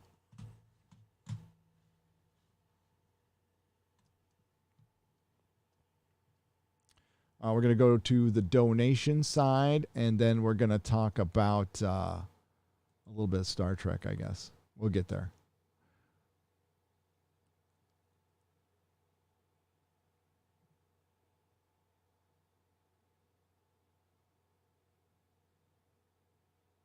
I'm reading this. I will. Thank you. Hardwick Benthal for $2 says, please read my email, Black Widow postmortem as soon as possible, and especially before making a Black Widow review. It contains little known info about exactly why certain bad choices are in the movie, which can help you make your review even more thorough. Oh, well, thank you. I appreciate that. Hey, I fucking love that. Thank you. I will read it. I can imagine, I can guess though. I can make an educated guess, and we'll see if what you say backs up that educated guess. Does that sound right? A lot of decisions are made like Loki. Loki has become Loki is kind of a Doctor Who show, except Loki's the companion. Loki is the surrogate for the audience. The trickster liar god is just following Sylvia around now. Sylvia is the one with all the information, and the other person with all the information is Boss Girl, Ravano, or Ramana. I'm just going to call her Ramana, basically. So this story about white male Loki, trickster god from Norse mythology that lured you all in to watch this because he's a very popular character starring Tom Hiddleston. You have a companion Loki walking around in a suit. And his other star, Owen Wilson, has been marginalized and minimized, and now he's gone. And that was the hook into the show, and the show's really about Boss Lady, Body Positivity Time Cop, and Sylvie, female Loki. It was a bait and switch for intersectional feminism. That's all this is passing the Bechdel test. If you don't know what the Bechdel test is, a brief example of it is the Bechdel test is to fight sexism in Hollywood. So you need to have a scene where 2 women are together not talking about a man. So you get the wine mom scene in the beginning of episode 2 where it's 2 girls just talking about being friends and totally drinking cocktails at some, Chili's bar and grill or some shit like that.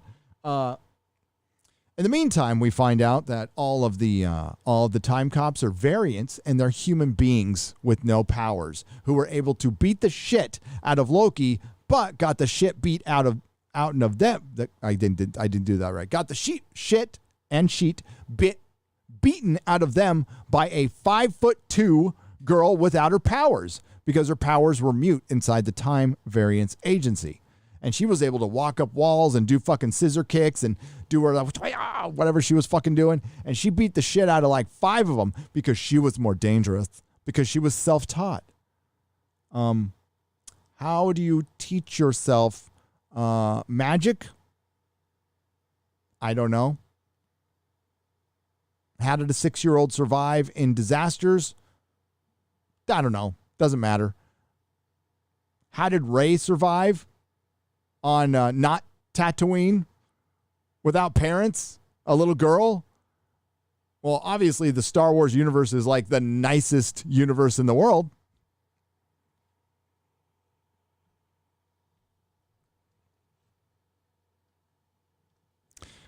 Scissor kicks. That's what it was. Scissor kicks. Tracy Wilborn, thank you again for, I read that one. Thank you for the $5. Phoenix Tangent for $5.99. Hail Gary, sent you an email about a local comic shop in Houston. Suing a Crown Plaza hotel for property damage over several years. Crown Plaza needed clarification about the damage.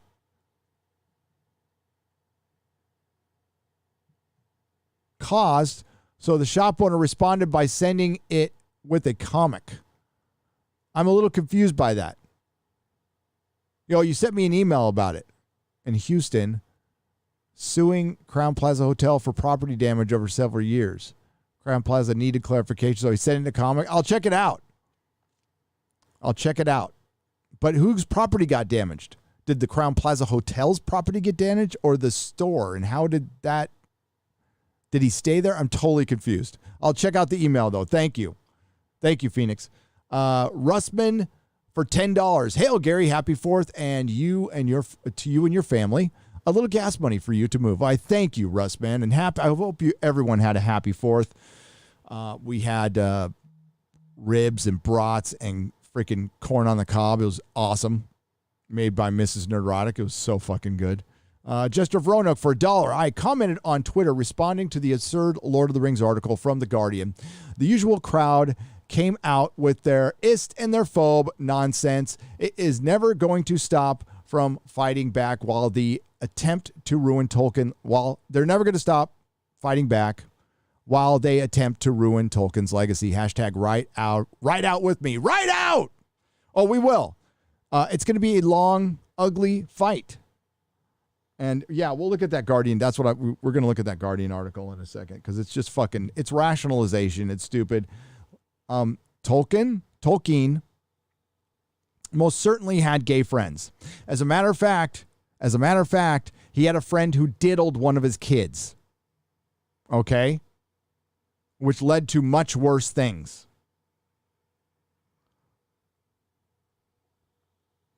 Tolkien was a very hetero practicing Catholic, and most likely did not want any LGBT representation in his story. It wasn't about that. He barely wanted any hetero relationship in it. The story of Lord of the Rings and The Hobbit in particular, not the Silmarillion, not the Unfinished Tales, because that's all stuff that, arguments could be made, never should have seen the light of day.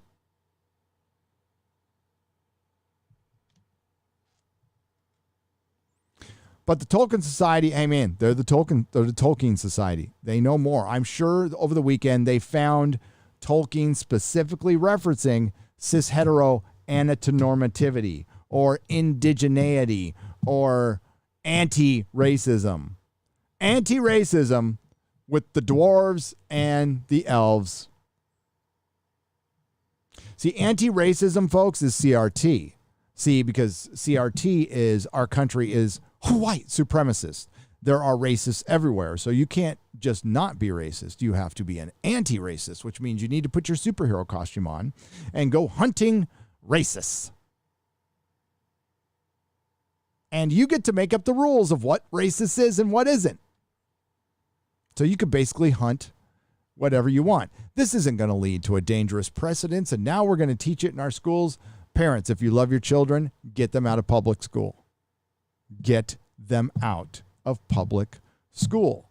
If you don't get them out of public school, I honestly don't want to listen to a complaint then about what are they teaching my kid in school? You let them go. There are options. There are a lot of options. Some of them are tough, which means some of us will probably have to give up portions of our life and actually raise our kids and not let teachers do it for us. And this would probably be a better decision. Does it mean that maybe mom's going to have to quit a job or dad's going to have to quit a job or take a second one? Yeah, probably. Yeah. Do you love your kids?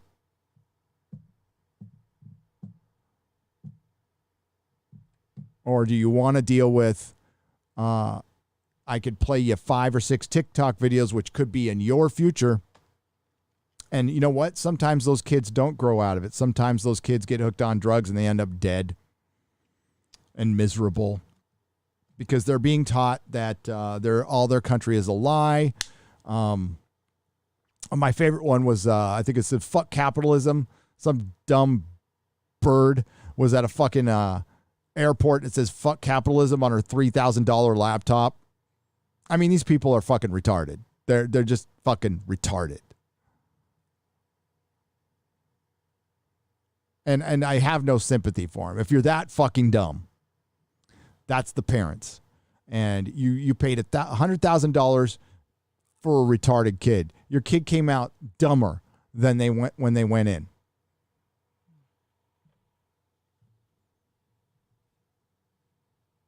And now we're stuck. We're stuck with your emotional, unstable spawn.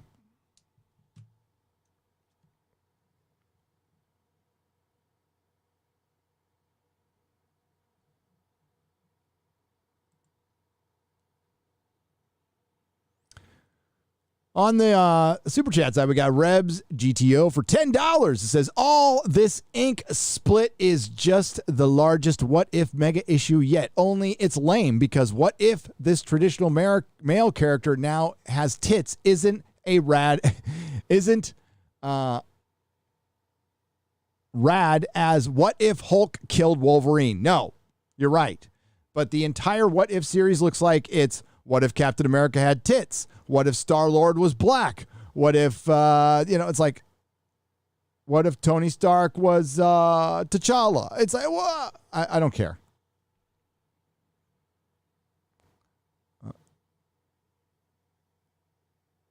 Asked Wandering.network today if Tolkien would care more about representation or work camp style conditions and pee bottles for the workers. Your Muslim uncle. Oh, I know what the answer would be.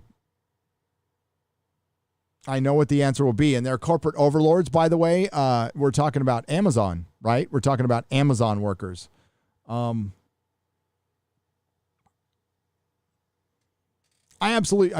Workers need to be treated right. I'm not going to be all communist and fucking, we need to unionize. No, the fucking corporations, have become so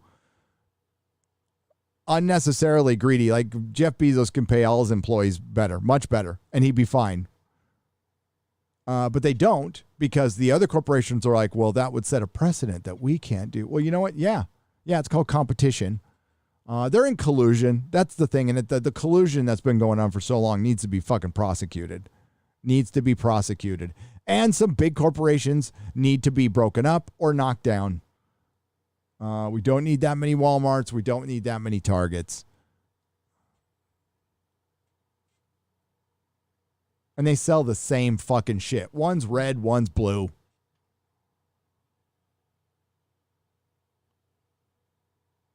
Digitalis for $20. Today begins my 4th decade on this rock.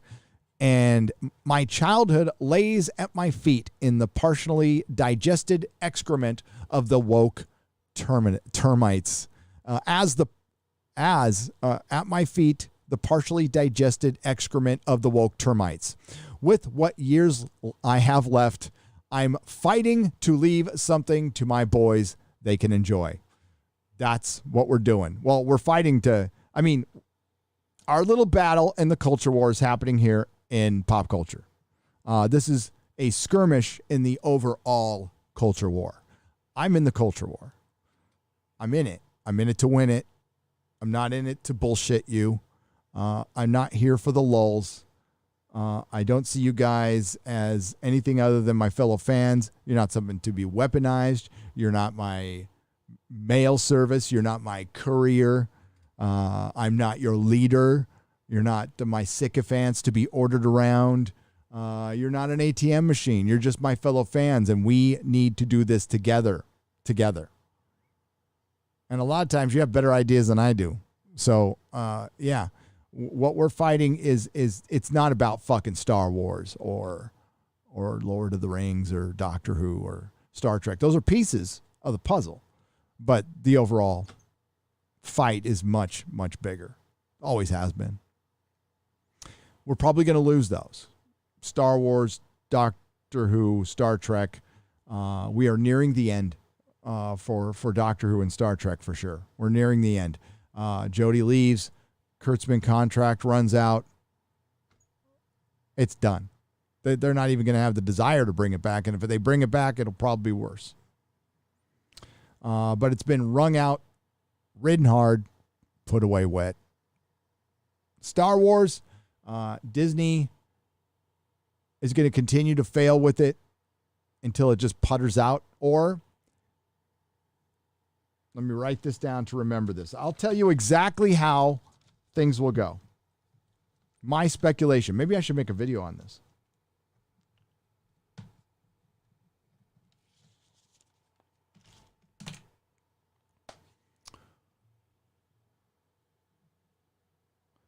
So there's an actor, Taryn Gast. I got that one. TJ for $4.99. It's gonna keep happening, but worse if we don't stand together. It's a million times worse than most realize. We are effed. Yeah, no. Most people are too busy working. They're too busy going about their lives. This isn't a judgment on anyone out there. You can't read past the headlines. You can't read between the lines. That's what we do. We bring this shit to your attention, and it seems dark. And yes, I bring the worst of it. I don't bring everything to you. There's other channels that do that on multiple times a day. The thing I make a video on is different than what I'll talk about in a live stream. So on my live streams, which are Monday and Wednesday and Friday, essentially, I bring you as much as I can, as much stupidity as I can. And hopefully it informs you and it shows like what other facet they're going after, which is everything. They're going after fucking everything. They're trying to make churches woke. That's why we brought Carrie on to talk about the knitting community. The knitting community. It's in every community. It's happening everywhere. What we haven't talked about a lot, which went under the radar because we had Gamergate, is sad puppies. What happened in science fiction? That was a total loss. That was an absolute L. WG for $10. Are you Tolkien to me? Hobbit De Niro, actually excerpt from Amazon Lord of the Rings series. Oh, are you Tolkien to me? Hobbit De Niro.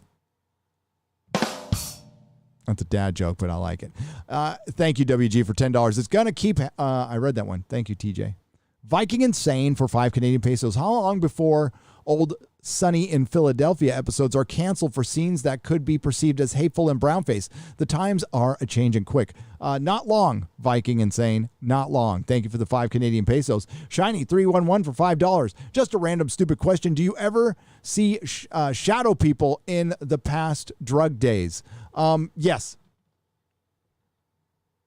I have a friend who saw a good friend who saw a shadow person, one of the most credible people in recovery I know, would never lie about this, and has a creepy shadow person story that I'll save for the Exozone. Maybe I'll bring him on to tell it because he would tell it much better because he's a writer. He's an actual professional Hollywood writer.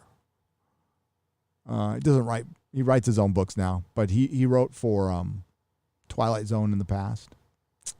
Yeah. Devin H for $10. I've been watching all the MCU movies in order minus Captain Marvel, and the difference is clear. Those movies make me want to read the comics, not the sorry excuses for entertainment we see now. Exactly. I went out and got all my all the steel case Marvel I could, right? Somebody sent me this, which was dope. This isn't Marvel, but it just made me think of it. Steel case Weird Science. Hell yeah. Thank you. I fucking love this movie. No, I just the future is in the past right now. Go and pick up your rando supervillain team up. Look at that. And the hate monger. The Red Skull and the hate monger together. Prisoners of Skull Island. It's hard to believe this never made it past issue like 18 or something like that. Or 16. No, it was 18. I liked it better when it was Dr. Doom and Namor. Hi, Gary. My first super chat. I'll be gentle. From Irish Claret for 5 British pounds or euros. I can't tell. Today is my 21st birthday.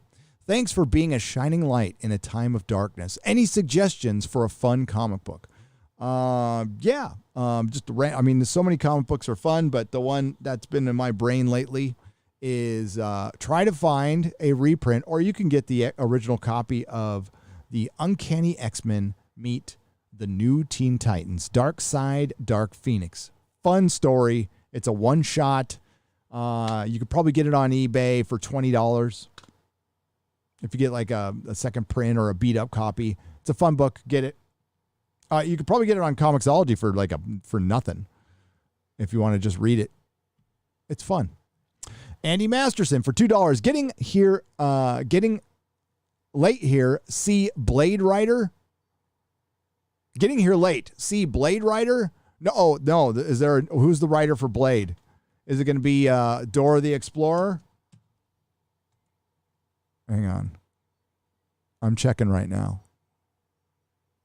Oh, yeah, we got to talk about that DCEU rumor, too.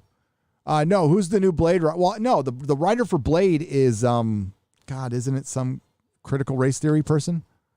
Right? I know Ta-Nehisi Coates is not. He's writing Superman, and who was it? Who was the Blade writer? I can't remember. It's going to be trash. And what sucks is the guy playing Blade would probably be a good Blade in normal times. The guy's a good actor. He was good as Cottonmouth in Luke Cage. And then once he died, the story got fucking lame. It got lame.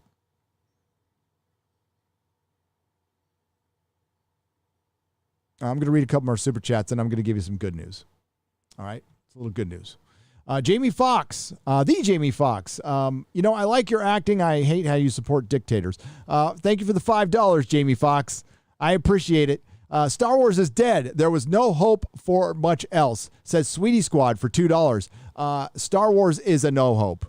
There is no hope. But I do have what they're going to end up having to do. And I've been saying it on this channel since I started this channel. So I'm sure other people have said it, but I have been saying it since 2014, consistently every year. As a matter of fact, I put it at the end of 4 of my Star Wars videos at 2019, but it's been a long time. And I'm finding out that sometimes you have to kind of remake your videos once in a while. Remake old videos, update them a little bit. To keep the message going, and I think I have an idea for a Star Wars video. Maybe my last. As far as talking about the plot of something, I'm not going to be reviewing Star Wars because I think reviewing helps it at this point. I think me even saying, like, because if I saw The Bad Batch and I liked an episode, I would tell you I liked an episode. I'm like, it's not bad. There's it. You know what? Then that's me telling you to go buy Disney Plus. You go buy Disney Plus. Kathleen Kennedy doesn't go anywhere. Nothing changes. If I'm positively talking about Star Wars, see, that's what Disney wants. They want people talking about Star Wars, period. They don't care what it is. They fucking love Mike Zero. They love him. Because he gets people talking about Star Wars. He gets people excited about Star Wars. That's why it was perplexing that they went after Star Wars Theory. Now, I don't think Pablo Hidalgo likes Mike Zero or Star Wars Theory, but I think the company loves them because they're a giant free commercial for Star Wars. They get people talking about Star Wars in a positive way. Like, things could get better. That's it. That's a positive way to talk about Star Wars. I'm not there with Star Wars. It has not earned that with me, and it probably never will.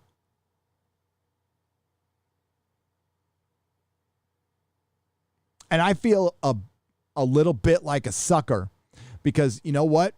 Jon Favreau came in, dangled a Star Wars facsimile in front of my face, and then Gina Carano came in and started speaking some common sense, really wanted to support her, so I went back, and then they fired her, and I should have known they would have done that. I should have known. Because that's what they've always been. They've never shown a sign of being anything different than that. So, I'm not gonna waste my time because I think going back to Star Wars, liking that thing and supporting news. I mean, like all the old Star Wars you want, whatever. If you want to still be a fan, that's your choice. This is my choice, and my choice is I'm not on this planet long enough to support something that fucking hates me. No thanks. And you know what? I'm not. It doesn't excite me anymore. It's a really drab and boring brand now. Something that was exciting, something that like inspired the imagination of my youth is now basic bitch fucking anime shorts. That's the only thing where it's like, oh boy, anime shorts. Yay. Anime shorts. What about like any actual Star Wars though? Are we going to get any actual Star Wars? Oh, Luke still drinks out of a fucking tit. Yeah. Han Solo died the worst fucking death possible. Is the movie that made the worst creative decisions in the history of Hollywood still exist? By the way, that's The Force Awakens. It's not The Last Jedi. Yeah. No thanks. I think it would be. I think we're better. Our time is better spent trying to save Marvel. I mean, it looks like it's going to be a dark road and it could be a bad year, but they could still turn things around. They are still much more good than they are bad. Is it possible? I don't know.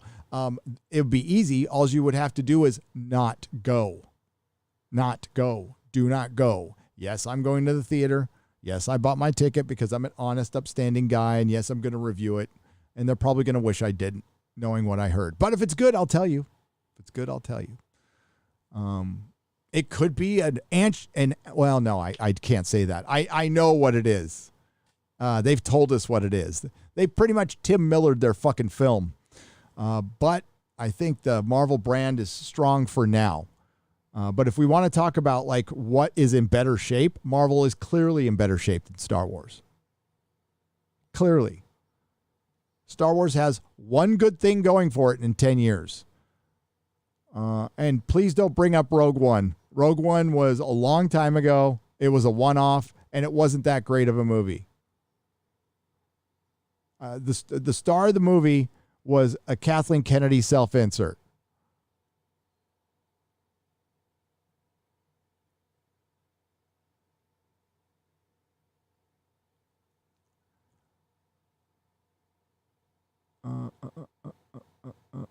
I am the American dream, but according to Congress, I'm underrepresented and can't read or know how to vote, says Rough Girl for $4.99. Rough Girl, you are the American dream. Yeah, that is. Rough Girl is a wonderful, beautiful female of color and always has been.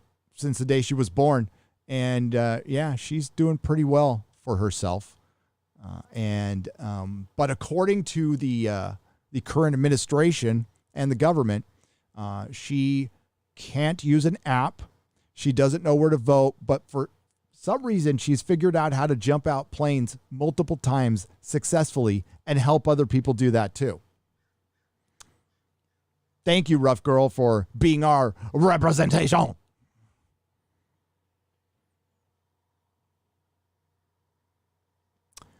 Bad Bill for £1.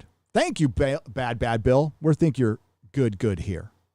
Jillian N for $9.99. Your Steve Rogers voice sounds a bit like Michael Jackson. He. That may be fitting, despite the obstacles and negative experience with Mr. Jackson. He had indeed experienced a version of the American dream. Jillian, he did, and then he experienced the nightmare of crossing the system. If you got to kind of, there's the razor fist point of view. And then there's the guy was a pedo, right? I think there is, because I don't know. I think there might be some nuance to that I'm willing to be open-minded to. It was still really fucking inappropriate behavior. Let's just say if there was no touching, absolutely inappropriate behavior. I don't give a fuck what the parents, fuck you parents. Fuck you. Fuck you, fuck you, fuck you. And somebody should have gotten Mike some help or whatever. It is a sad story. No, without a doubt, it's a sad story. And I don't know the truth, and I don't want to get into the debate. I think Razor Fist has done some compelling work on that. I think he's done some compelling work on Bill Cosby.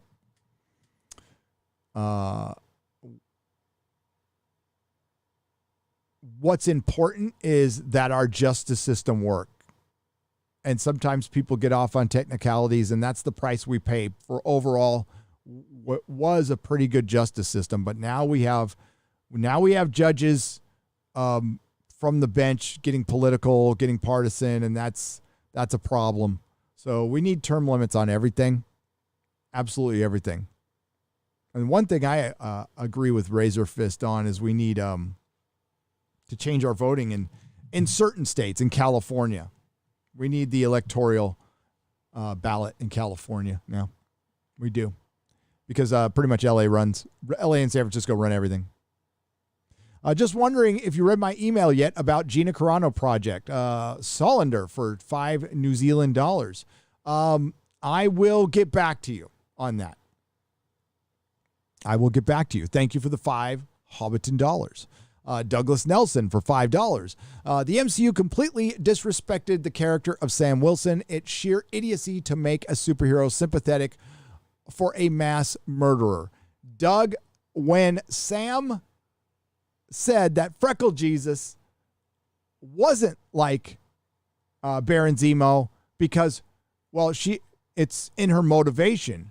She wants to murder people to make the world better. Well, that's what fucking Baron Zemo thinks. That's what fucking Hitler thought.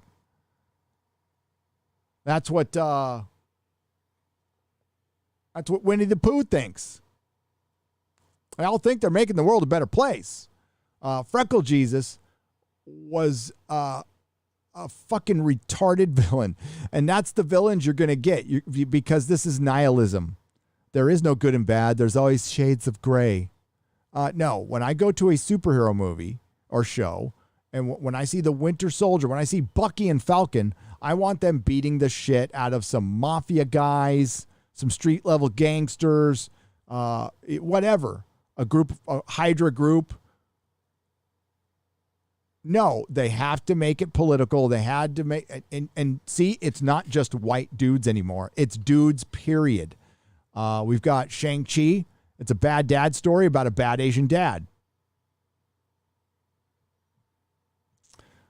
Falcon couldn't fight his own bad guy. He had to get the other bad guy to do the dirty work for him while he sat there and didn't fight.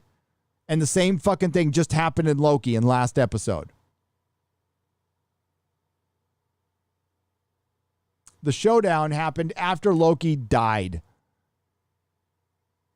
Nobody wants to see these characters. Nobody wants to hear these stories. They're just using these to squeeze some more dollars, and they're going to rely on the Marvel stands to come after us every time we notice that shit right away. We're like, this is bullshit. It's not bullshit. Mortis is going to come in, and Kang the Conqueror, and the Bo and the fucking Avengers Forever. And no, none of that shit's going to happen. I'll tell you what's going to happen. Loki is going to be led by his nose by some little Karen, and she's going to be smarter, stronger, faster. She'll know all the fucking answers. She'll be the real Loki, and Loki will understand that, get on his knees, say sorry, get kicked in the balls 3 times. What did we just witness in Loki? The hero's journey. The hero's journey. I'm going to write that out. But by my review, I will have the hero's journey written out. It's pretty easy. Okay, here's some good news.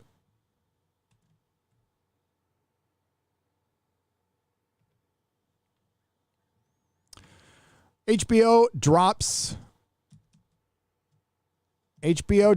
Lovecraft announces second season will not be moving forward.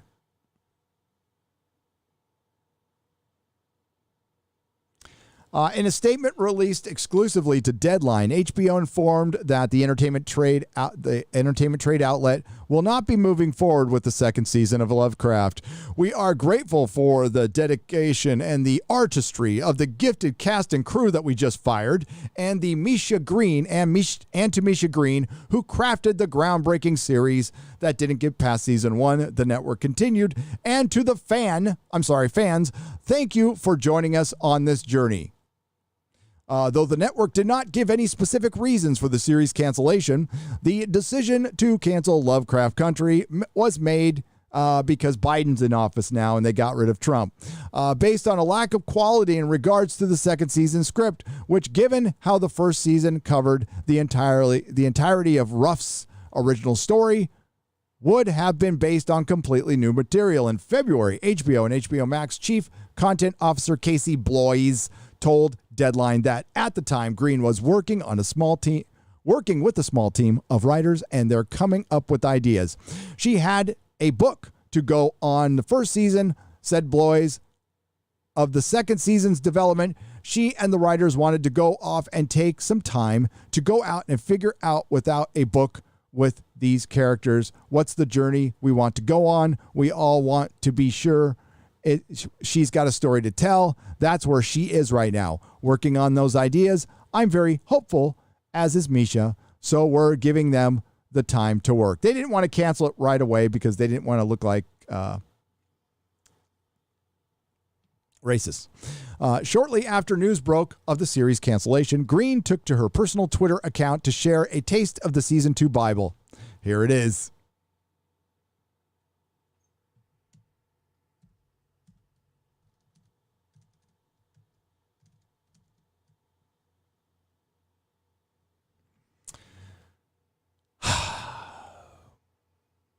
Oh, you can't see that because of this damn ad.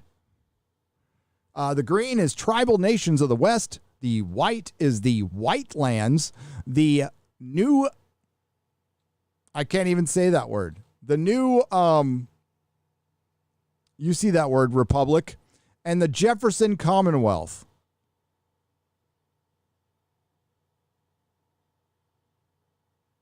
The sovereign states of America. This is a peek of what they SJWs think America should be now. Just to let you know. This is a snippet of the future, folks.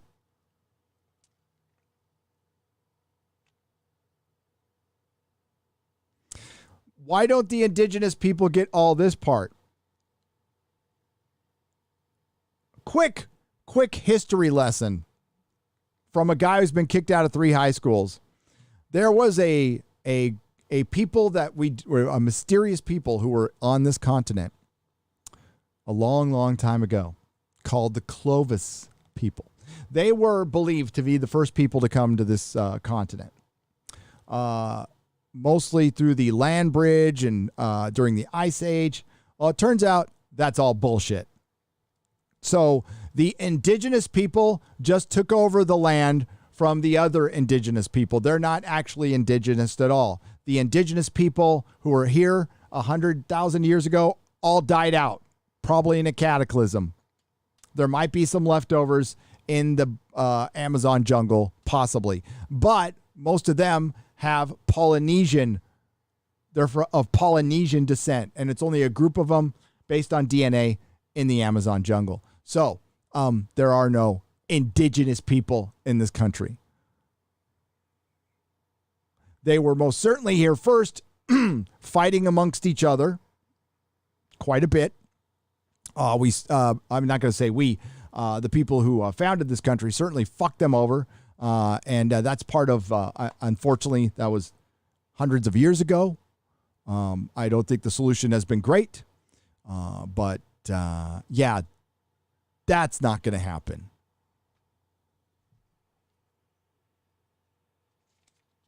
Oh, thank you.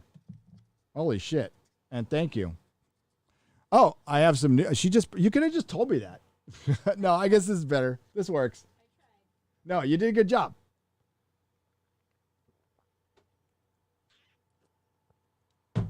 I was getting a little parched there. And we got some fucking bad news, folks. I got to double check this. Hang on. Breaking news, and it's bad.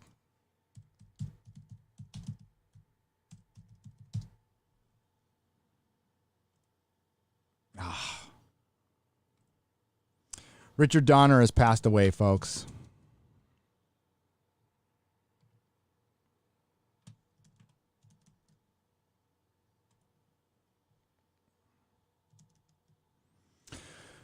Director of one of my all-time favorite movies, Superman the movie. One of the greatest directors of all time, Lethal Weapon, Omen,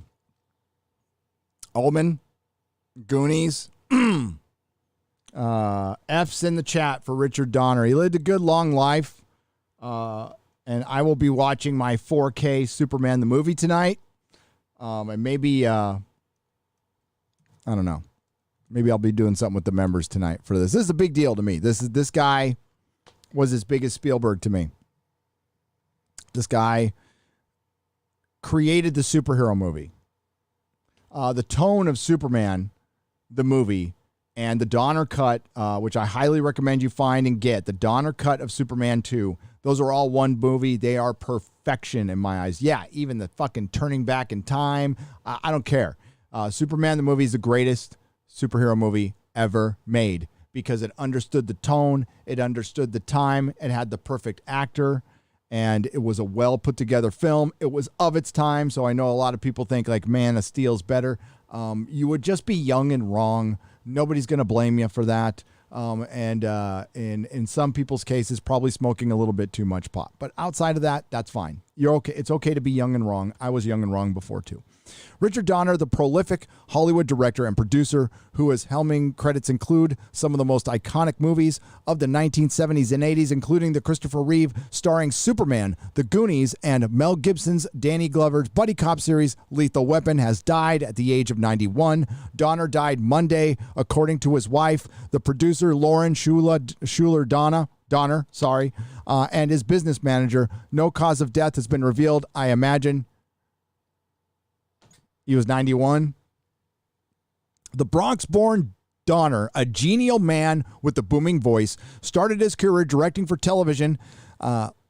Like his film credits, a laundry list of staple shows, including Route 66, The Rifleman, The Twilight Zone. As a matter of fact, I remember seeing his name on The Twilight Zone.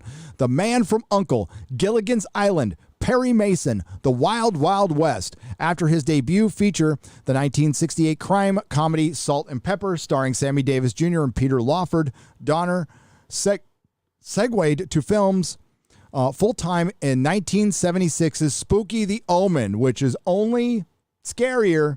Well, The Exorcist is a scarier movie, but The Omen got me too. That led to 1978's Superman. The original excuse me, superhero movie that starred Reeve as the Man of Steel, along with Margot Kidder and Gene Hackman. The Warner Brothers blockbuster, with a budget of about $55 million, grossed more than $300 million at the global box office, which translates into like $1 billion now. The first movie tentpole, based on a superhero comic book character, it scored 3 Oscar nominations and won a Special Academy Award for its visual effects. It also cast the die for the superhero franchise, now dominated by Marvel Cinematic Universe and the DC Universe of Films. And remember, they could have had it back then. DC could have had it back then. A dispute with the producers famously resulted in Donner taking his name off directing Superman 2 when Richard Lester was brought in after Donner had shot the majority of the movie. A director's cut of the film with many of the excised Donner directed scenes was released in 2006. I was honored enough to be lucky enough and honored to be at the Comic-Con panel where about the Donner cut. Like fucking front row seats. Got to see Richard Donner, got to see the cut scenes. It was fucking great. That's when Comic-Con was great in 2006 and 2007. It was great. By that time, however, Donner had moved on to other blockbuster success. By the way, I have a signed copy from Richard Donner. Access is all in all the genres, directing Jackie Gleason and Richard Pryor in the comedy The Toy, which you probably can't show today, but I liked it. And in the same year, the medieval period adventure Ladyhawke, which I liked, and the seminal kids adventure pick The Goonie, a script penned by Chris Columbus based on a story by Steven Spielberg. There were also another franchise launching movie, Warner Brothers' 1987 Lethal Weapon, in the role that turned Mad Max star Gibson into a global superstar. Donner directed all 4 of the Lethal Weapon movies in an 11-year span, grossing more than $900 million globally. Donner and Gibson would re-team as director and star in Maverick, 1994. Loved that movie, by the way. It was a little hard to, buy Jodie Whittaker as a straight madam, but, it's okay. But that was a good movie. I liked it. And The Conspiracy Theory, 1997. Didn't like that as much. His directing credits also include the 1988 Christmas staple Scrooged, which is a staple in my house, with Bill Murray, and in 1980 drama Inside Moves with John Savage and David Morse, co-directed or co-written by Barry Levinson. That movie I barely remember. As a producer, Donner and his wife produced Deadpool, all kinds of shit, like good stuff. He will be missed. He was one of the greatest directors of all time, one of the greatest TV directors of all time, responsible for the superhero genre. And through that movie, through Neil Adams, he was able to get the original Superman creators a little bit of scratch, which they weren't getting because Warner Brothers fucked them over. And he will be missed. He will be missed. And hopefully we'll get a good, a good, I would love to see the Donner cut, like really, they have the technology now to make that a seamless film. And I would love to see that happen. I would love to see that happen. And have it fully replace the Richard Lester version, which I liked as a kid. But you could, for one, they took the John Williams soundtrack out of it, and it was just fuck. That was all the difference in the world. But rest in peace, Richard Donner. Thank you for giving us the greatest superhero film of all time. And dude will always be remembered.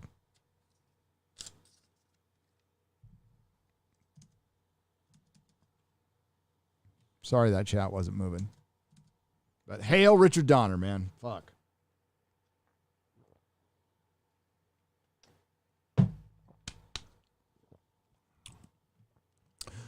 Oh, Jesus, George. Oh, my God. Is that one? Okay. We're going to keep that up there. I'm going to keep Richard Donner up there, man.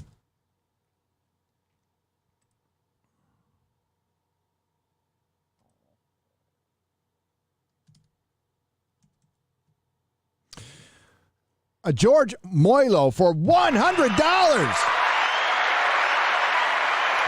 Hi, Gary. I prepared for Independence Day celebrations and wake up to discover that Hail Hydra Cap wasn't on another Earth. The Tinseltown SJWs are desperate. In 1 week, the Hollywood machine and the East Coast jet set elite dragged out the big guns.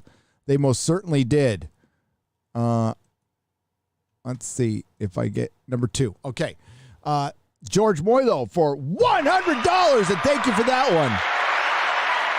George, number 2, they attacked Tolkien to shred mythical heroism and brand despair on every heart. And that's what they're trying to do. They're trying to discourage you. Don't let them do it. Then promoted the sexual grooming of kids and chainmail operated kink to produce a generation of confusion and gloom. And we will talk about that in just a moment. Yeah. Because there's somebody who needs to call that out, and they know who they are. And if they don't, then, they're going to, yeah. By the way, I see that. R.I.P. Richard Donner. Hail Richard Donner. Hell yeah. Yeah, they couldn't, there's no way they can make the toy today, but the toy was funny. I mean, buying a black man for a kid's toy, walking around, Richard Pryor walking around in a Spider-Man costume. George Moylo for $200. Oh my God, that's number 5. Hang on. I'm gonna have to read these. Hang on. So that was number 2. Give me just a moment. I have to go over here and refresh that.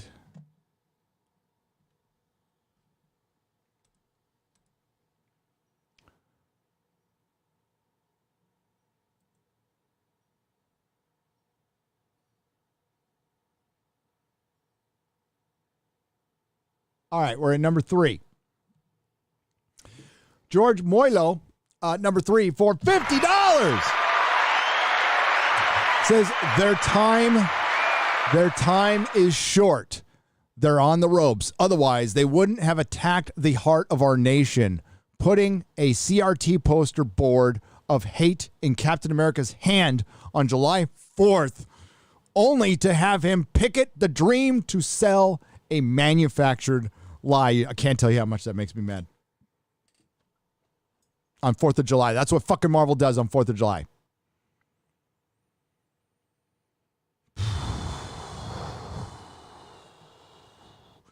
That was worse than Snowflake and Safe Space. That is worse than Snowflake and Safe. Snowflake and Safe Space was a middle finger to the fan. And it wasn't just to like Richard Meyer of Diversity in Comics. It was to all of us who were calling that shit out. However you feel about Comicsgate, it could have gone better. We'll say it could have gone better. What happened. Drama happened. Splits, divides, channels moved on. A lot of the original channels who were there are long gone. We still got Doug Ernst out there. But Captain Cummings is gone. England Teen's around, but he's not, I don't think he's doing that quite often anymore. And I love comics, good channel. England Teen's a good guy. But it's not the same. It's not the consumer movement anymore. Snowflake and Safe Space was a middle finger to the paying customer. This one's a middle finger to America. So, and they have the sheer fucking hubris to do that. I hope there's comic shop owners refusing to sell this book, because I wouldn't. I wouldn't put them on my shelf. And if the customer asked for it, I'd be all, see, this is why I couldn't be in business. I can't sell it. I can't. No fucking way. George Moylo, number 4. For $50. America is the dream, an idea born of primal man. 1,000 generations of struggle, survival, and oppression given breath and life, taking shape and focus 250 years ago by an independent thinking people yearning to be free. And it's only been 245 years, folks. That is a blip in history. That is a geological nanosecond. And look at how far we've come. And people want to tear this shit down? Are you fucking kidding me? This is the only thing that's worked. Look at every other country. Oh, I know they love to bring up, and there's some great European countries out there, and you guys watch, but you all know the score. You all know. Canada knows that the only reason it can be Canada is because we have giant nuclear bombs, and we're their neighbor. Europe is safe because of the giant nuclear bombs, and we're their ally. And they're free to do what they want. They can get as socialist as they want, as authoritative as they want, because ultimately their enemies can't get to them without going through us first. That's reality. If we go away, your Europe will probably look very different. And Canada wouldn't be able to survive.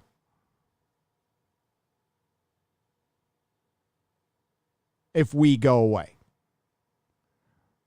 Well, we're about to go away. And it's nice seeing, I saw all those people marching in London. That did my heart good. That was a lot of fucking people out there. That did my heart good. Yeah, no, the American dream is still alive. It's still around. For lack of a better term, there's just a lot of pussies who don't want to work. They want their American dream handed to them. They do. They want it just fucking handed to them.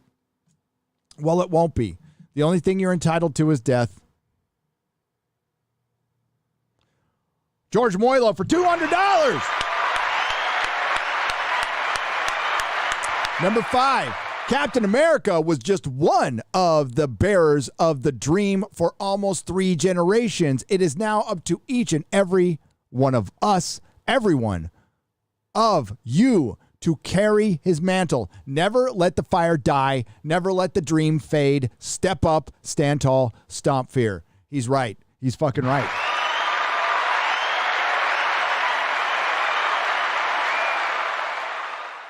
It's up to us. It's up to us to make Hollywood better. It's up to us to make this country better. It's up to us to depower a teachers union that's too powerful. It's up to us to make some fucking really hard decisions. And I don't know if there is enough of us. There's a lot of black pills going on right now. Well, black pilling's not going to help, guys. Walking away and saying fuck it isn't going to help. It just means you're going to walk away and say fuck it, and then maybe you live out your days in a cave somewhere.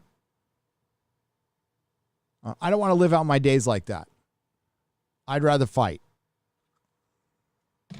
I don't mind going to the country. I don't want to be near a city. I don't think it's a very safe and smart decision right now.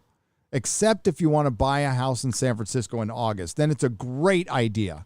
You should definitely buy a house in San Francisco in August, right? So, but no, we're going to have to take this shit. We're going to have to change it ourselves. We're going to have to do this ourselves. It's just a matter of when enough of us are going to wake up and get off our asses and do the work. Usually that takes a long time. I've told the anecdotal story of when we were getting fucked over on our overtime at Toyota. I noticed it right away because I'm a little obsessive when it comes to my pay, and I've been fucked over before. And, so when I get my paychecks, I check all the math. And if I don't get all the information, I get the information. And when I see that I start getting our stubs were incomplete, and they were for a while. So I'm like, I need the complete information. And they said they would get it for me. 2 months passes. And I'm like, it's been 2 months. Where's the complete information? Oh, we're still going to get it. No, I need it right now. I need it right now. It's state law. You need to give it to me like right now. This very second, I need to see my information. So I got my information. In the meantime, I'm pissing off all of my bosses being so insistent. And I find out that they're fucking us over on overtime. So I get the manager, I get everybody else. I get all the texts, and I'm like, look, they're fucking you guys over to the tune of thousands of dollars over time. Thousands and thousands of dollars. You know what they fucking did? Nothing. Did nothing. Fucking nothing. They didn't want to rock the boat. So I quit. I said, fuck this. I went to Tesla. And what is it? Fucking 6 weeks later, I get a letter, class action lawsuit. Dooper dooper dooper doo. And guess what we got? $600. They screwed us out of about $15,000 worth of overtime each. And we got $600. The lawyers got the rest. Fucking geniuses. But if they would have spoken up right then and there, we would have gotten a lot of our $15,000 back. But they didn't, because they didn't want to rock the boat. Because they were worried about their mechanic and parts jobs that they can get fucking anywhere. There's no shortage of those jobs, and there's a shortage of workers. People are scared, man. And that's just one little story of one little thing. Imagine that like 1,000 times worse with voting and taxes.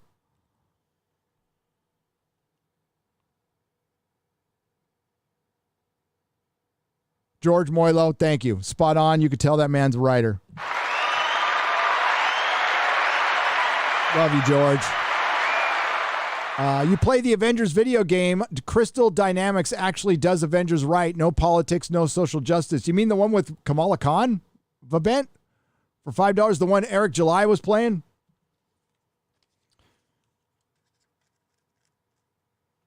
I don't know. I think Kamala Khan leading the Avengers is a little political to me. Because I can't stand that character. She symbolizes SJW Marvel.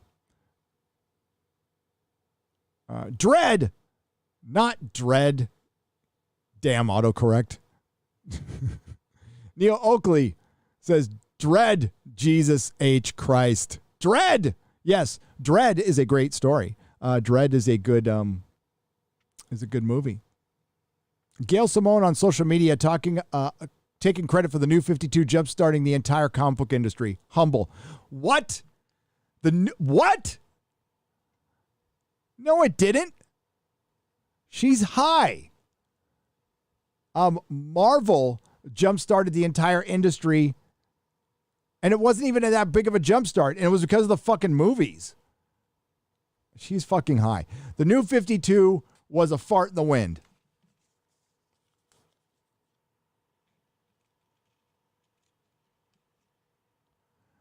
It was just the company she works for, and she wrote some of those books, and it's probably the last significant thing she did.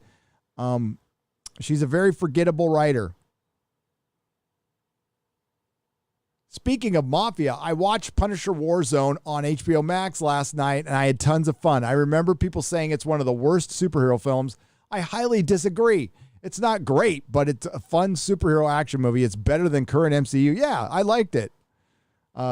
Ray Stevenson came over to my shop, and we did a promotion for it, and Punisher punches a guy's face in. It's fucking... I like it. It's not great. It's not great. Neither is Tomorrow War. Tomorrow War, like I said on Twitter, was fun. It makes no sense. I just had fun kicking. It was me and Mrs. Nerdrotic kicking it on an air mattress in a giant room with no furniture, watching it on a wall with our projector. It was fun.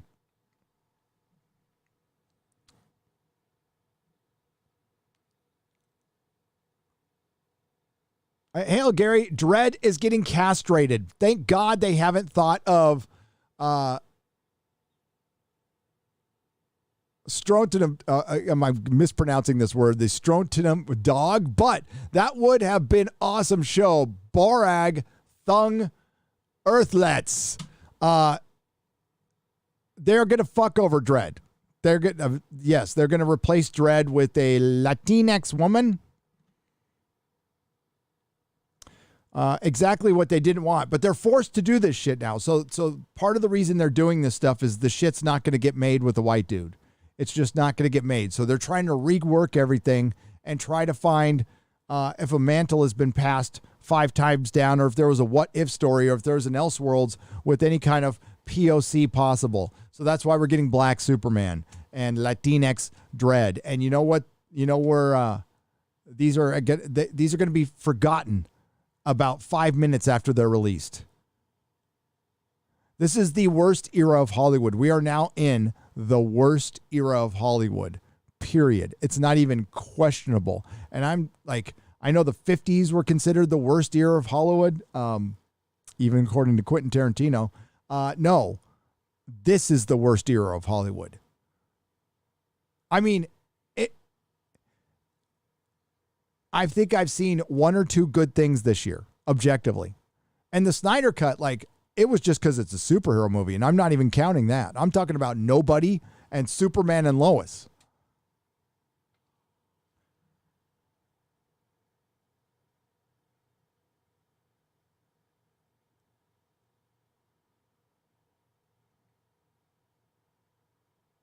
Joachim Stark for 50 Swedish krona. Good entertainment. Here, have some money. Oh, thank you. I appreciate it. Thank you for the 50 Swedish krona.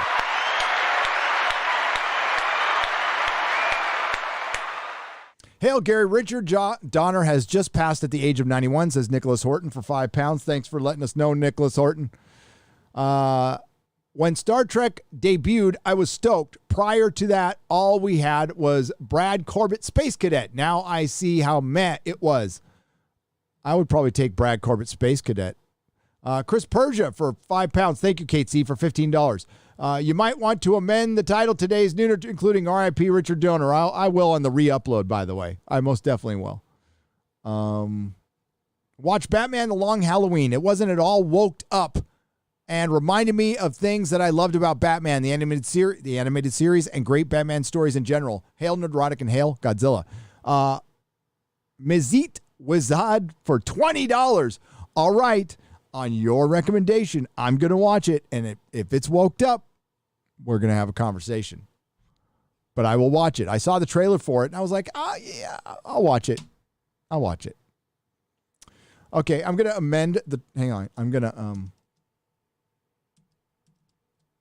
change the title.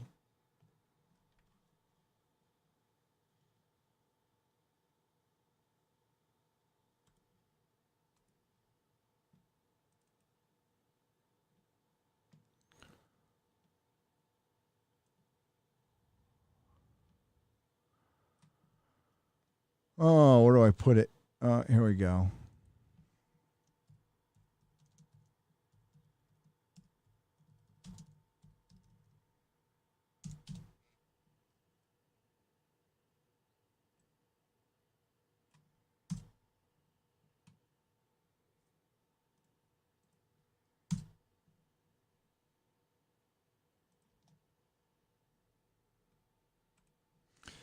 There, done.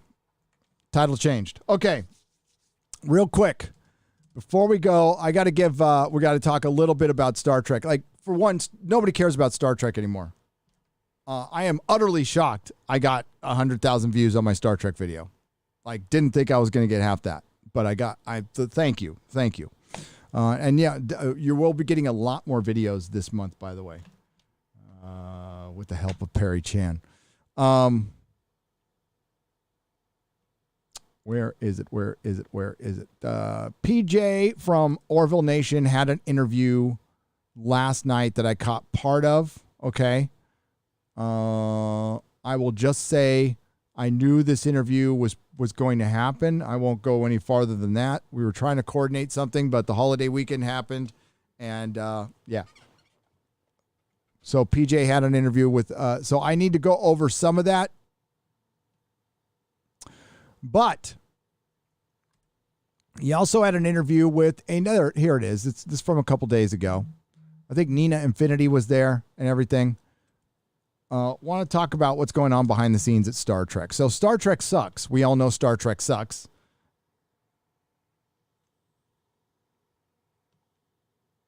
Damn it.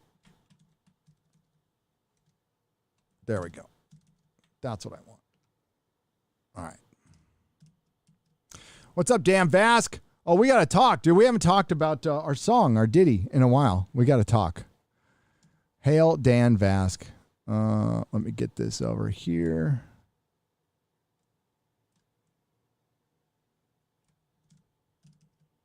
All right, dark matter actor Andrew Moody. Dark matter actor Andrew Moody explains what makes good science fiction writing. Well, it's not Star Trek Discovery.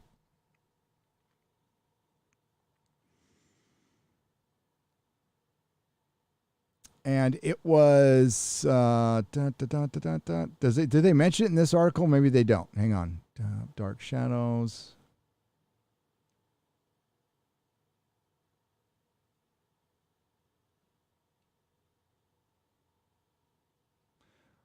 Well, we'll just use this as a visual aid, and I will go over it, because most of you have heard the story already. So, he was working on, I believe, season 3 of Star Trek Discovery, and somebody didn't like his scene, and he had to do some of the, he had to go in and fix the audio. I'm completely forgetting what that term is called. It's something or other, but it doesn't matter. And they didn't like his performance, and I guess he bailed. He bailed, or he got sent packing. They're going to have somebody else do his voice. And he said that Jonathan Frakes was fine to work with and all the other people, but he said the people at the top, the writers, the showrunners, the Alex Kurtzmans and Michelle Paradises, sweet little Michelle Paradise. They're monsters. They're fucking monsters. Now, we remember what happened to Walter Mosley, who told an anecdotal story, dropped the N-word, and they wanted him to go through the humiliation of going to HR. Fucking Walter Mosley. We've also heard of Anson Mount getting into a little scrape with people. They've gone through showrunner after showrunner after showrunner. And now I'm just going to leave this in the realm of rumor. Okay. So take it with a grain of salt. It looks like they're hiring. They don't have any ideas because they don't know what Star Trek is. They don't understand Star Trek, nor will they take the time to figure out Star Trek. And what they're doing is mining other people's ideas. They are, in my opinion, what I've heard, pure speculation, stealing other people's ideas. And you get this hodgepodge smorgasbord of shit called Star Trek. And they're getting possibly these think tanks together or some kind of writing units. I don't know how it works. And consultants, and they're mining their ideas and then not hiring them permanently or paying them properly or just saying thanks, and which might be legal. I mean, there's nothing wrong with we're going to hire a think tank for ideas, get your ideas, and then peace out. We'll pay you a little bit and peace out. So maybe they thought they should be paid more. I don't know. Maybe they thought they had rights to the idea. I don't know. But that explains a lot. You see, because for those of us who have watched every episode, this show is the worst written shit I've ever fucking seen. This and Picard. Anything with Kurtzman involved is utter shit. And it's utter shit because it's pretty clear after Roberto Orci and him had a split that Kurtzman can't write. Orci was the writer. Kurtzman might have been the buddy who was connected to Abrams, but he's not really a writer. And we can tell now. We can tell that he's a fraud. He's a giant fraud, in my opinion, and he just rips off people's ideas. That's all fucking Star Trek Discovery Season 1 was, and that's all Season 2 was, and half of what Season 3 was. Ripping off other Star Trek ideas, in my opinion. Ripping off video game creators like the Tardigrade, in my opinion. Ripping off other video games. Ripping off concepts. It's creative bankruptcy 101 by the chief hack, Alex Kurtzman. And this guy just gave us a little peek into the window of that shit. All he essentially said was the people at the top are freaking horrible. People are afraid. They're scared of him. Why are you scared of Alex Kurtzman? If you're a man and you're scared of Alex Kurtzman, take your hand, stick it down your pants, take a grab, see if your balls are still there. If they're not, then you're not a man anymore. Why would you be afraid of that little fucking, I mean, the dude's he might be on the spectrum. Something a little off about him, we'll say. I don't care. That's fine. He's really bad at Star Trek, and there is no turning it around. There is no turning it around. I can't wait to go to the Star Trek convention with the I Stand With Vic shirt on, which I am going to do. Because Vic Mignogna got kicked out of the Star Trek convention, by the way.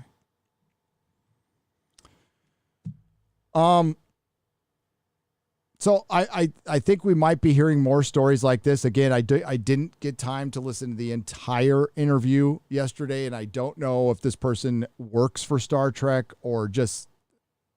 There's a lot of stuff going on. People do contact me, not that much when it comes to Star Trek, but they contact me. I've talked to a couple people. One of them, I am never allowed to say what I've heard, so it's not even going to bother even hinting at it. And the other one, I can't prove work there. I can't prove has any connection to them at all. So I'm not going to run with the stuff. It's not worth it. I've seen enough. I don't need any inside information. Star Trek Discovery sucks. I've watched every episode twice. It sucks. The Federation dies because a retarded Kelpian misses his mom and has a temper tantrum, and it blows up all the active dilithium, and it destroys the Federation. Kind of retarded storytelling. I don't need any inside information for that.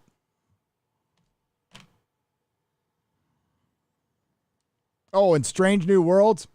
That's going to fuck up Star Trek in strange new ways. In strange new ways. But you know what? Props to this guy. Props to Andrew Moody for having the sack to come out and say something. We need more Andrew Moody's. I don't care what his politics are. I don't give a damn. I don't give a damn. We need more people like him. Listen, Kurtzman, I can tell you this. Kurtzman does not have a good reputation amongst his peers. I can state this for absolute fact. And someday I'll be able to tell you who said what and what they said, because it's funny. But totally unconnected. I can't wait for the Orville season 3. I cannot wait for the Orville season 3. Someday we'll get it. Fuck Star Trek. All right, got to read a couple more questions. I got to get the hell out of here. I want to keep Richard Donner's face up though. I'm a little sad about that. I mean, he's old, but I'm sad because we lost a great one right there. We really did. And man, dude looked good. Always looked healthy. Look at that full head of fucking hair at 91.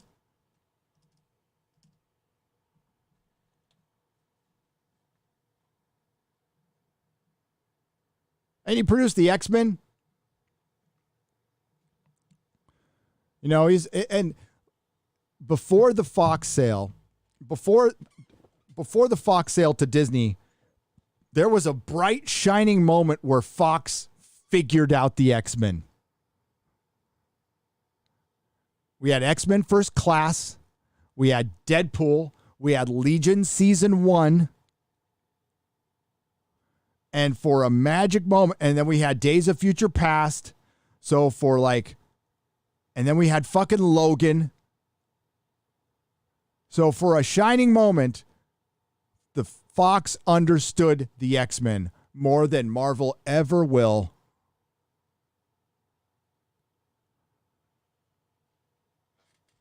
And the only problem in all of that was you should have got rid of Bryan fucking Singer and kept Matthew Vaughn around.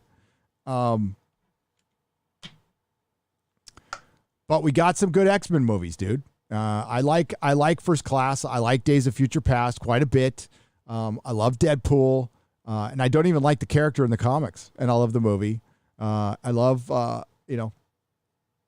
love Logan. I kind of like the Wolverine, except for that weird ending.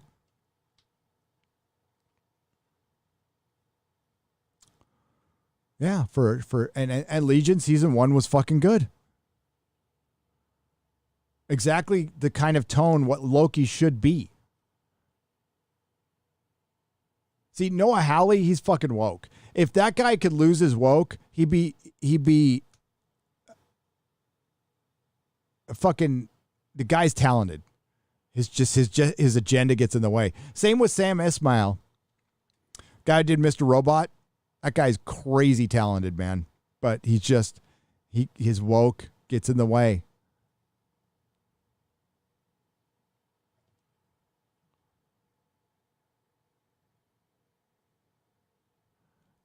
Rest in peace, Richard Donner, man.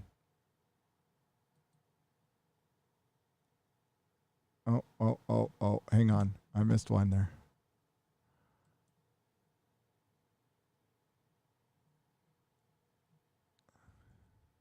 Dan Vask. Dan Vask for 50. Brazilian. God, I did it again. Oh, forgive me, Dan. Brasilia. Pesos. For any Americans who believe the U.S. is a terrible country to live, here's a South American willing to trade. Hey, dude, if you want to live up here, like, we'll get you here. Let us know. We'll get you here. We'll find a way. Jack White, formerly of the White Stripes. Again, I want you to get back with Meg. I thought you guys were really good. You're the last rock star, in my opinion. Is it really that surprising? I mean, Sana Amanat wheeled out Stan Lee, who was being abused at the time, to do a pro-diversity video as a way to protect herself and her cronies from criticism. Jack White, that was a disgusting act. That was a disgusting act by a selfish narcissist, political fucking hack, Sana Amanat, who's a piece of shit, who inserts her own characters and things so she can get financial kickbacks. Don't buy anything with Miss Marvel on it. If you support liberty, anything life, liberty, and the pursuit of happiness, if you buy anything with Miss Marvel on it, you are supporting a fucking traitor, a communist hack. I don't like Sana Amanat at all. Mikey Gussler for $50. Oh, I read that one already, but hey, we're going to give Mikey some props again because you know what? I don't think I named him. I think I read the super chat and I forgot to name him. So the Punisher Warzone super chat was from Mikey Gussler for $50. Who you love? Mikey, I'm sorry, buddy. Mikey's a DC fan, folks, and DC's fucked. DC's fucked. They're going to make a Madame Xanadu because that's what you wanted. You don't want to see Batman or Superman or Green Arrow or Flash. You want Madame Xanadu in her own series. I mean, it's fine if she's in Swamp Thing or fucking Justice League Dark. Be cool. I'm fine with that. But getting that over Booster Gold and Blue Beetle, fucking, come on.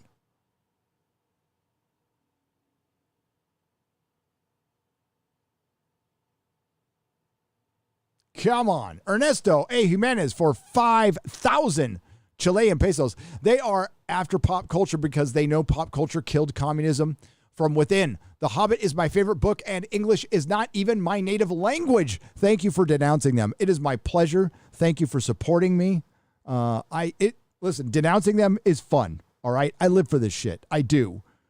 I don't want it to go on forever, though.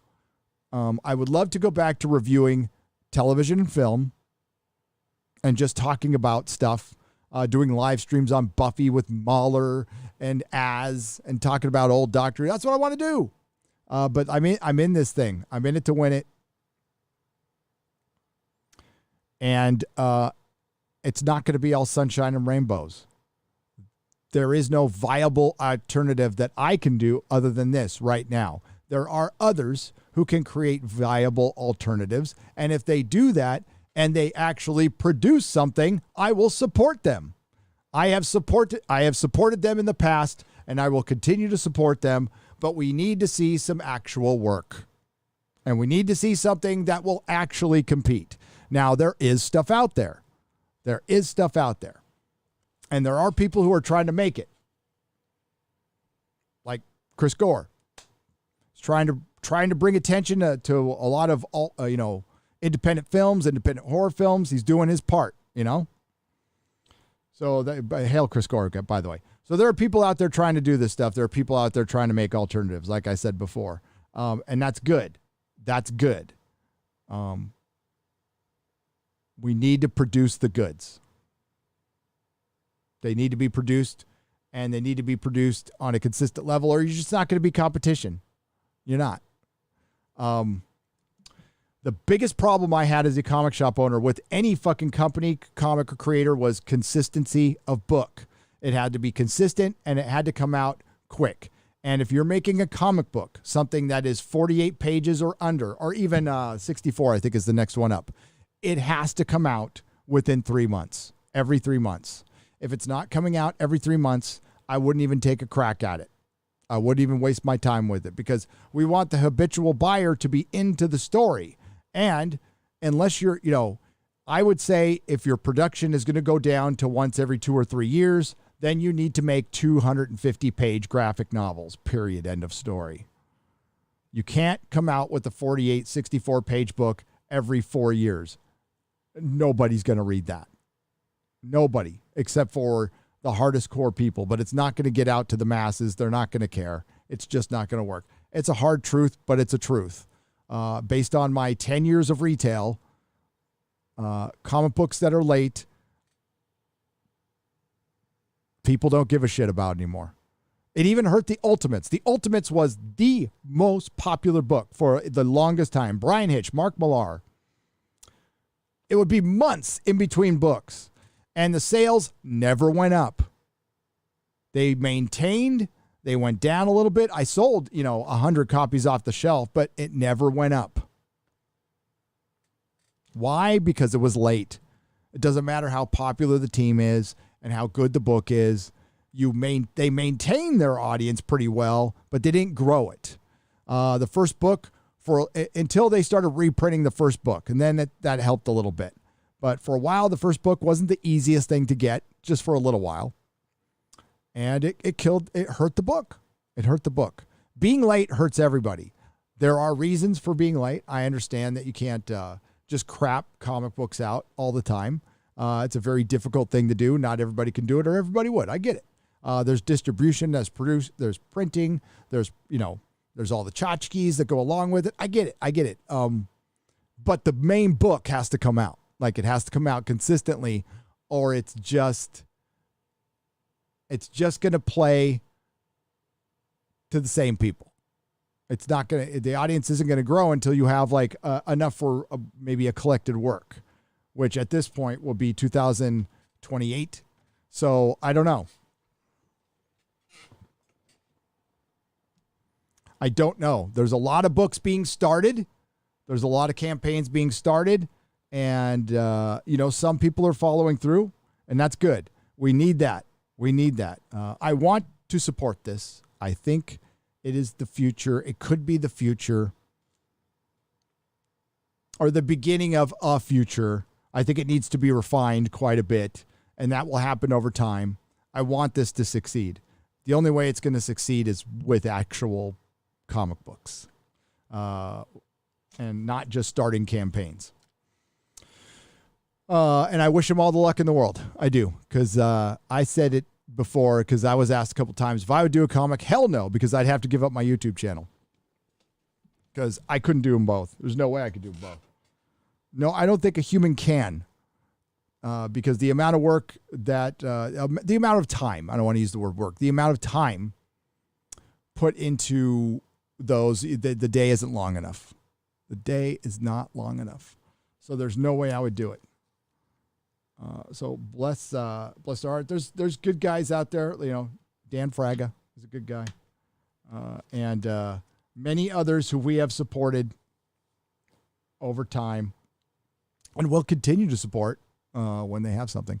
I want to say rest in peace, Richard Donner.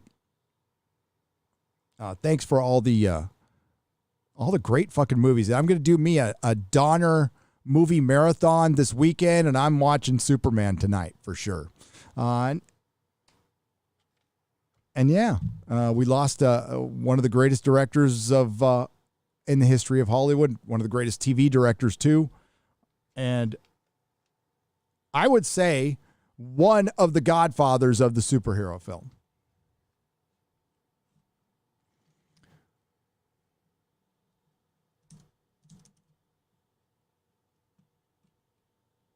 All right. I'm going to just double check a couple things here. I would like to thank the Nerdrotics for doing a fantastic job. Of course, Eric K. Also, I want to remind you all about Vegas. So Vegas is August 11th through 15th. The meetup is Thursday, August 12th, 6 p.m. and Saturday, August 14th, 6 p.m., both at the same location, the Millennium Fandom Bar, 900 South Las Vegas Boulevard, just past the Stratosphere. The first night is karaoke night. The second night is OG Star Trek. Do a 60s science fiction themed dress. Or not. It's fine. Do what you want. But that's what I'm going to try to do. You know, the ladies want to have their fun too. There are going to be drink tickets and limited amount of drink tickets, food, and all that shit. But the bar is open to the public, and we will be kind of going back and forth between a private room and the bar. You could smoke your smokes in front. That's close to the entrance if you partake in the tobacco or the wacky tobacco or whatever. I'll be rolling around Vegas the whole weekend. I mean, from 11th to 15th. So I'm sure there'll be other like little mini micro meetups that we'll do last minute. I'll be rolling with the guys. I do have I have a dinner like planned, a private dinner planned just for the family and stuff. Wednesday. And then I'm going to go to Star Trek on Saturday. I'm going to go Saturday for sure. Maybe a little bit Friday, but probably, yeah, I might a little bit during the day Friday too. Just roll around the Star Trek convention and give all the trolls the opportunity to say what they want to me. Because they've said they wanted to say things to my face. This will be their opportunity. This will be their opportunity to say what they want to my face. Now that Star Trek is deader than fucking dead. I wonder how many people are going to be there. There was like 4,000, and I would say about 3,800 of them were over 40. It was pretty sad. It's pretty sad what's happened to Star Trek. But that's going to be the meetup. Looking forward to it. It's going to be a good time. Again, August 11th through 15th, same dates. It's a Star Trek convention, and there'll be lots of trouble to get into, I'm sure. So I look forward to meeting you there. And that is my thank you to you for giving me this great opportunity, this great gig that I adore. I don't want to do anything else. I don't want to go off and host a TV show, I could never do it anyway. Nobody had asked me. I don't want to do anything else. I don't want to make a comic book. I don't want to make a movie. I don't want to make a TV show. I just want to do this. Just want to do this. Friday Night Tights is blowing up. Very excited about that. Chrissy Mayer this Friday. Don't forget Chrissy Mayer. Tomorrow, Real BBC on Heel versus Babyface channel. I know the world is just a quiet and boring place without him on Twitter. I understand that. The effects are starting to be felt. Hail Perry Chan. Oh, yeah. My partner in crime at Nerdrotic Daily, Perry Chan. We just passed 40,000 subscribers there. Just past 50,000 subscribers on Nerdrotic Daily, and we're creeping up on 350,000 on this channel. So things are going great thanks to you guys. I am grateful. You see, this is gratitude. It's a beautiful thing, and it makes life so much nicer when you remember that there's a lot of nice things going on in your life, and I don't worry too much about what I don't have or what other people have or what other people are doing. They can do what they want. So, thanks to everyone who left a super chat. You will be, if I missed one, it will be made up this week. So we're all caught up on those. I just put up 2 super chat square ups on Nerdrotic Live for the last 2 shows, the last 4 shows, as a matter of fact. Gray Ghost for $5. Hail Gary, the news of Donner's passing hits hard. I'm a Puerto Rican guy who grew up not too well off in Brooklyn, New York during the 80s, but never saw that as a hindrance. I am American. I love America. His 1978 Superman is part of the inspiration. Why? R.I.P. Grey Ghost, thank you for that super chat. And listen, that movie is Americana, Captain America. It was as popular as fucking Star Wars. Didn't make as much money, but everybody had a Superman shirt. That movie was insanely popular. And look at that. We had Jaws, Star Wars, Superman, and then Empire, and then Raiders. And like, dude, it was just one movie after another back then. It was so fucking great.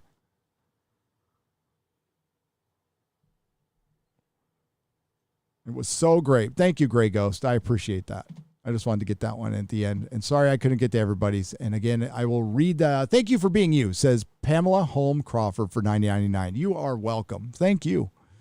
Kate C for $5. I've ordered you an advance copy of Wildcats 2 from Amazon. Proposed delivery is May 2057.